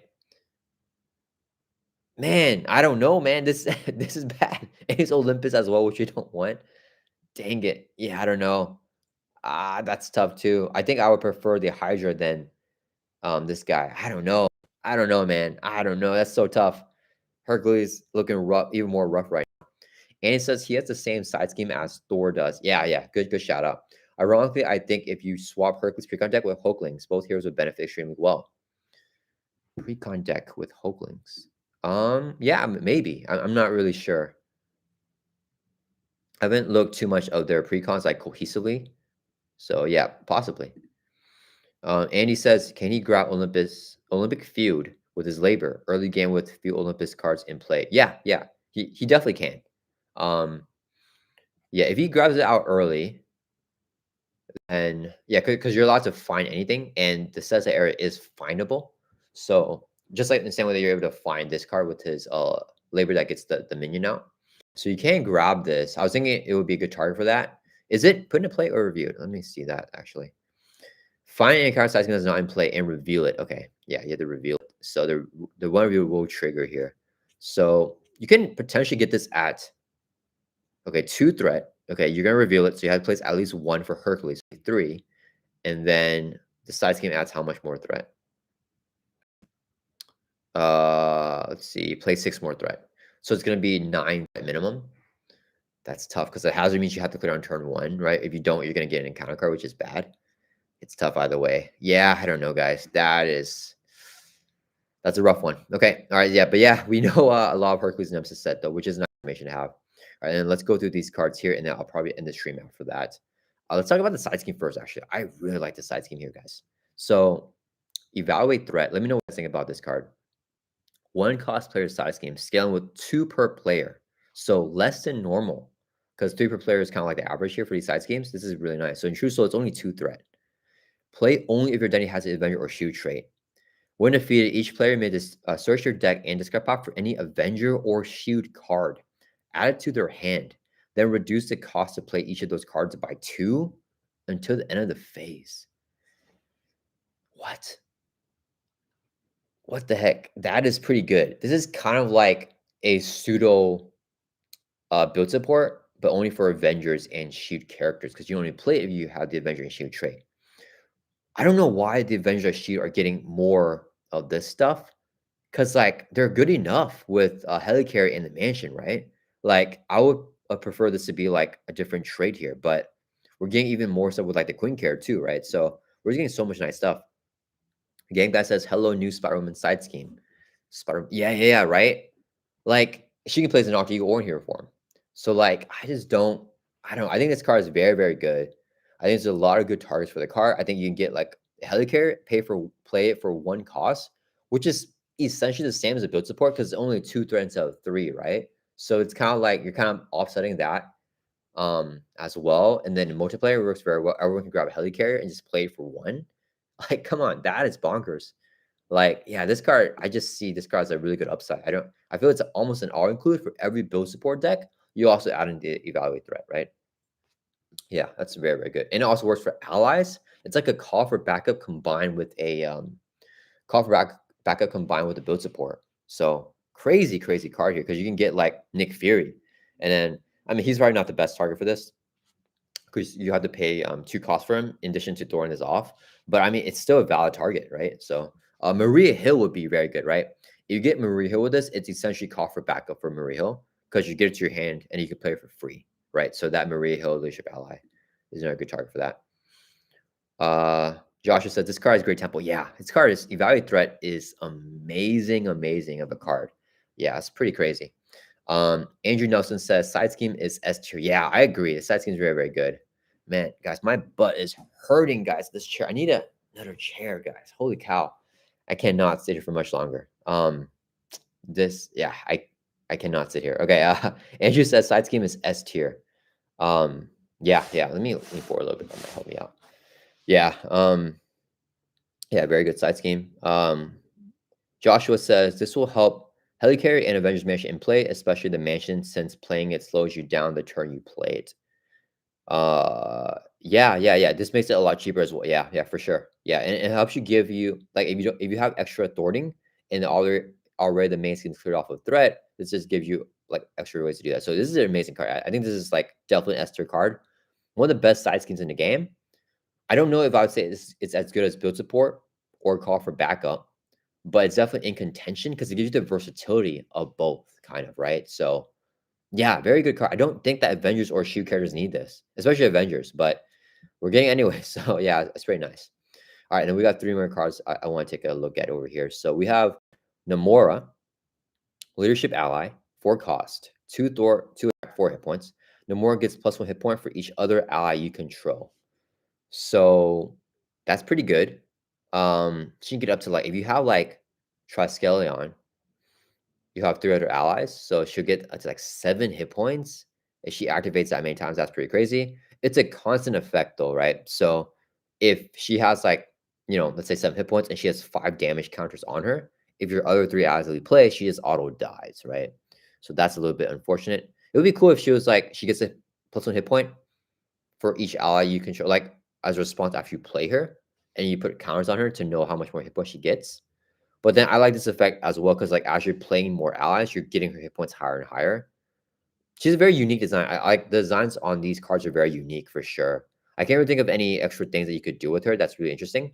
But yeah, I mean, you just want to have more allies swarm up the board with her, and she can get more activations.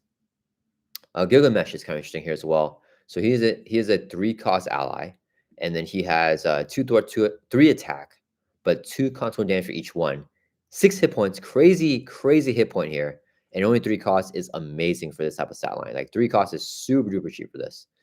As additional cost to play this card, if you do not have an eternal trait, you confuse your identity. So I believe there's no eternal characters in the Gamma R Champions currently. So you're always just gonna get confused, right? So you get confused when you play him, and then he can activate and attack 3 times to do 3 damage for each one, or Thor 3 times. I think the Thor is not as good value because there are allies that are 3 costs, 3 hit points, and 2 Thor for 1 consequential damage, right? So the attack is going to be where you get more value for the 3 attack there.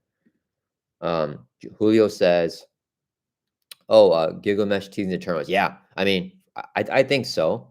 I think whenever the Eternals do come out, he's gonna be a good ally for them. He's gonna be an auto include for them, I think, because 6 hit points is crazy. He can chump block 2 hits as well if you don't activate with him.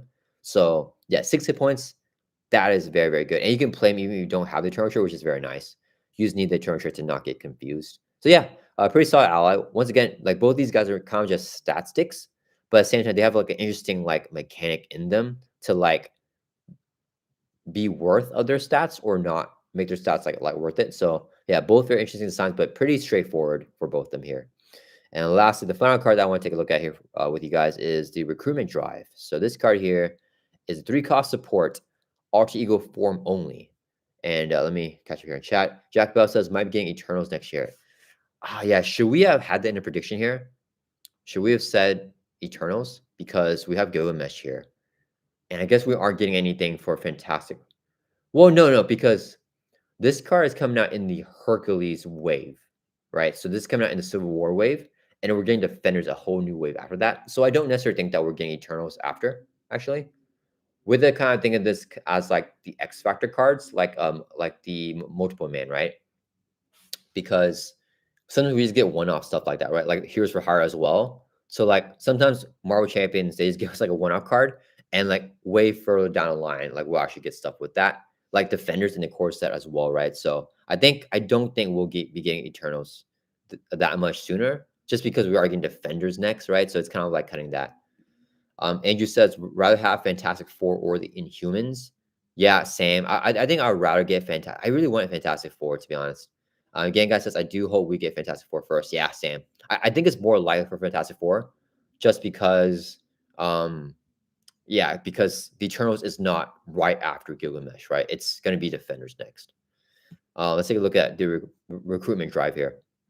So 3 cost support, ego form only. So I saw a lot of people ask about what this means. So alter ego form only, you can only play this card if you're in alter ego. So after the card's in play, you can trade the action anytime, right? You just have to be in alter ego to put this card or to play this card, right? Similar to like a webbed up for Spider-Man says hero form only, you have to play in alter ego form only. So once the card is in play now, it's an action that you can trade in alter ego or in hero form. Discard the recruitment drive and choose a player. Reduce the resource cost of the next ally that player plays this phase to 0. So you discard it, reduce the resource cost of the next ally that you play by 0. Okay, so it's kind of like this powerful on-demand free ally, it's kind of like the Cersei almost, right? Because you're taking a tempo hit by playing this card, but then you can reduce the cost for free for the next thing. So I do want to talk about this card in True Solo and multiplayer. It's going to be a little bit different because obviously this card works, I think, better in multiplayer as well.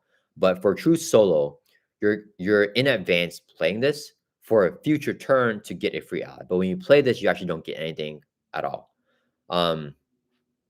If you do this for like on the same turn for like something like a Nick Fury who's like 4 costs, right? So you want to do this for obviously the expensive allies because you can reduce it down to 0. I don't even know if it's that worth it, right? Because this card right here is 3 cost, but it's also the card itself that you're playing, right? So it's 4 effective resources to play Nick Fury, and then you're still playing Nick Fury from your hand. So it's still 5 effective resources to play Nick Fury. And for Nick Fury, 4 cost ally, if you're just playing straight from your hand, it's going to be the 5 cost anyways, right? So there's no point in doing this on the same turn that you're going to do the card, like play the ally. You really want to do it to save for a future turn when you really need a Nick Fury or need another expensive ally. That's when you really want to do it, right? So unless the card is like 5 costs, like Heimdall, right? Then if you can recruitment drive on the same turn for it, and you're gonna save 1 resource on it. But at the same time, it's gonna be weird combo. So I think for True Solo, you want to play the card, have it down in play, and save for a future turn that you really need to get an ally down. I think that's the main use for the card in True Solo. But for multiplayer, it's gonna be a little bit better. Game Guy says that's great for expensive allies like Heimdall or Beta Ray. Yeah. For those allies, I think it works a little bit better in True Solo. But even then, like the tempo is gonna be a little bit low, right? Because when you play this card, you're not getting any immediate tempo, right? It's gonna be a future turn, so you're just wasting 3 resources for this card and not doing anything right away. But if you do pay for the 5 cost, yeah, but you need to have both this card and the 5 cost ally in your hand at the same time, which is like a little bit harder to do if you're trying to do that high tempo play. And you're only saving 1 resource anyway, so I don't really know if it's that worth it. Andy says, Sam Wilson doing recruitment drives at a soup kitchen. Yeah. Julio says it's kind of a resource sink, so I guess it's good. True. Yeah, I think if you have like a turn where you just have like a bunch of cards and you're not spending on, especially if you're flipping over to Arch Eagle and you're just trying to recover, this is a nice card to just like put everything in, just have it on the table. Yeah. But yeah, I think for True Solo, it's a little bit limited. For multiplayer, I think it's a lot better. Actually, I think it's a lot better, not just a little bit better, like what I said earlier. Because on the same turn, you can play it, and then immediately trigger for your friend to play Nick Fury for free, and your friend can have a super popped off turn. This is really good for a support role as well, right? Yeah, and you can use for any turn for like any player, right? So as long as you have this action on the table, you can actually like for a future, like let's say doing 4 players, next turn, like the first player that goes can be like, hey guys, I really need help to play this ally here, like the Justice Peter Parker Spider-Man ally. I want to play him from my hand for free. And then like you have this, you're like, dude, I got you. Let me just trigger this for you. Because you can use this action out of turn, whether you're not or hero form. So you practice for them, and then your friend can play the Spider-Man ally here. I think Spider-Man might be the best target for this, especially in multiplayer, right? And then the person can play this card for free, 2 thwart, 2 attack, 4 hit points, and then you play from your hand to remove 3 per player threat from a side scheme. Yeah, this might be the best ally in multiplayer to target with the recruitment drive. So definitely multiplayer is a lot better. Game Guy says if you combo with the Avengers compound, you have some more control over timing. I think Avengers compound. Where is that? That's in this precon as well, right? Avengers compound. Okay, 0 cost support. Play only if your Denny has the Avenger trait. Max 1 per deck. Action exhaust the compound. Choose to tuck an ally from your hand here. There is no ally tucked. Oh, yeah. Really good call out here. Yeah, I think this combos. I think the recruitment drive is meant to be played with the Avengers compound. Yeah, I definitely agree with that. Good call. Or play the ally as if in your hand. So it's going to be as if it was in my hand, and it will be free to play. If it's an expensive ally like Namor or something, right? I can play it for free. Yeah. Super good shout out. Julio says, I like it more if it was 0 cost. It says something like spend a resource. Yeah, me too. I was just thinking that actually. Like it would be more of a resource thing. Based on your comment, I was thinking that as well. Like, but that'd be more like a pull aspect card. So if it was 0 cost, it says something like spend a resource and place a counter. Then discard the card and reduce the cost of the next ally play by X, where X is the number of counts on the card. Yeah, I think that would be a better use for it. Yeah, because then you can like over time, you just play it. And over time, if you have the resource in the comic for it, you just put another thing into it, right? Yeah. Andy Rando says, oddly, it's not limited to one per player, so you can potentially get all three. Oh, yeah. Yeah, that's a really good shout out. Yeah, I don't think I noticed that. And pop off and draw 3 allies in one turn. Yeah, because you know what? Most cards like this is max 1 per player. So you can actually play 3. Imagine this, guys. You're playing 4 players, and everyone's playing leadership, and everyone has 3 copies of this card down. For like whatever future turn, everyone can pop off 3 allies. That's like 12 allies for everybody. That's crazy. You could like really pop off crazy. Yeah, that's a really fun way to play with that card. Julio says, yeah, maybe a pool card like tic-tac-toe and black. Yeah. I was thinking like this would be, for the way that you described it, I think it will be a better version of the card, but I think that that's more fitting for pool than for leadership. But yeah, I mean, I think this is a solid card. It's not bad. It's also, just like all these cards, very interesting design. Like there's new type of designs here, and the design space is very, very interesting to see. And I like it. I feel like it's balanced. I feel like there's good uses for them. Yeah. So yeah. All right, guys. That's it for this video. I just want to go over all the new cards here. Yeah. What do you guys think is the most hype aspect card that we've seen so far? Is it Evaluate Threat? I know this is like maybe not as high. I mean, this is hype interesting as well, but also just strong too. And then let's go over the Wonder Man cards here. And obviously, I think Cameo is cool because I got to preview that card for you guys. I think Cameo is awesome. This card's cool too. It's got Spider-Man. Of course. This was kind of my least hyped up card right now, like before the stream. But right now, I don't know. This card might be crazy, guys. I'm a video talking about this card for Cyclops because holy cow, guys, this is crazy. Yeah, oh my goodness, I really want to try this card with Cyclops. I feel like it's an auto include for leadership Cyclops, which is like the most popular way to play him and the strongest way to play Cyclops. So yeah, it's pretty interesting. I feel like I'm on this card right now. I am happy about this card. I think I have a good impression on it. This card I have a good upside for as well. This card I'm not super excited for. This card I'm also excited for. So I think most of the cards here I'm pretty hyped for. Jarvis is probably the least one. This one I'm pretty hyped for. This one I'm not super hyped for as well, but I think it's good for the game. And Cameo I'm hyped for as well. So probably for Wonder Man, I think Cameo and the Coordinate Effort is the 2 more excited cards. And they're both leadership, which is kind of weird because leadership has already been getting like all the best support anyways because it's like the strongest aspect. So, but yeah, Coordinate Effort and Cameo I think are my 2 most hyped cards for Wonder Man. Let me know if you guys agree or disagree. And then for Hercules, I think I'm most excited for, I don't know, for the aspect cards. For these previewed ones here. Maybe Evaluate Threat, probably. Yeah, this is just such a nice player sizing with only 2 per player threat. I really like this card here. Okay, so I'm going to just do a poll here. Let me see. Is there aspect cards that are not? There's a Reprinted Copper backup. There's Thor. Yeah, you know what? Just do a poll. I'm going to go through these 3 cards and see if you guys, which one you guys are more hyped for. Let me show this 10. I don't think you guys are super hyped for like any of these cards here though, right? Yeah, so let's just do Cameo.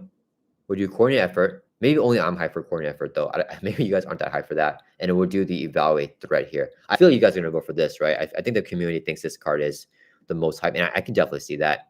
So which aspect card in these upcoming packs are you most hyped for? So we'll do Cameo. We'll do Coordinated Effort. Why don't we, I'll just add the Recruitment Drive on here as well, just to get another card. Evaluate Threat or Recruit. Actually, no, I'm not going to add Recruitment Drive. I feel like it's these 3 cards, guys, right? Okay, let's start this pool here. Yeah, and that's gonna be basically it for this video, guys. That was fun. I had a lot more fun doing the this bingo thing is super duper fun.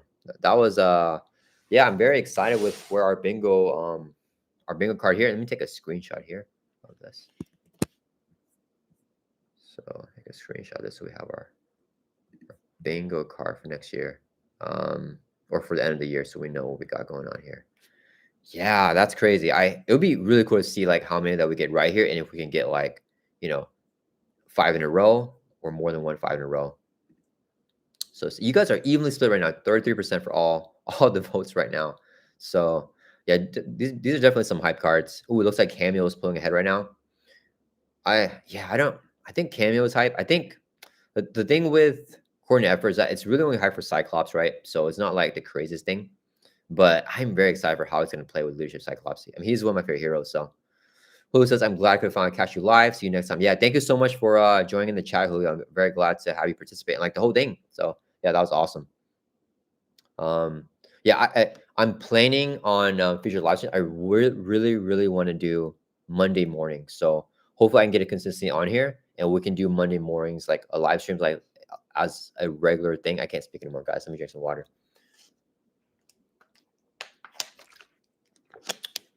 Yeah, so Monday morning Marvel Champions live streams, I think would be pretty fun. And then you guys will always know that it's going to be Monday. So if you tune in Monday, there'll be live streams. Hopefully, that's what I want to do here. This will be the first week that we're able to do it because last week we had like the freeze and everything. But yeah, hopefully we can get a consistency on here with that. And I do Monday. Yeah, Andrew Nelson, thank you for the video. Yeah, man, thank you. Thank you for joining and being a part of the chat here. It was a pleasure. It was tons of fun. Yeah, I'm really happy with our bingo card here, guys. I feel good about it, especially you guys feeling good about it. It makes me feel even better about it. So yeah. Yeah, it looks like you guys are voting for Cameo here. So 50% of the vote here on Cameo. Jehovah says, yes, thank you a lot. Hope you catch again. Yeah, man. I mean, I think this is a good time for you in Germany, right? Because it's not super, it's like after work. So yeah, I'm glad to have you join us for the first live stream, dude.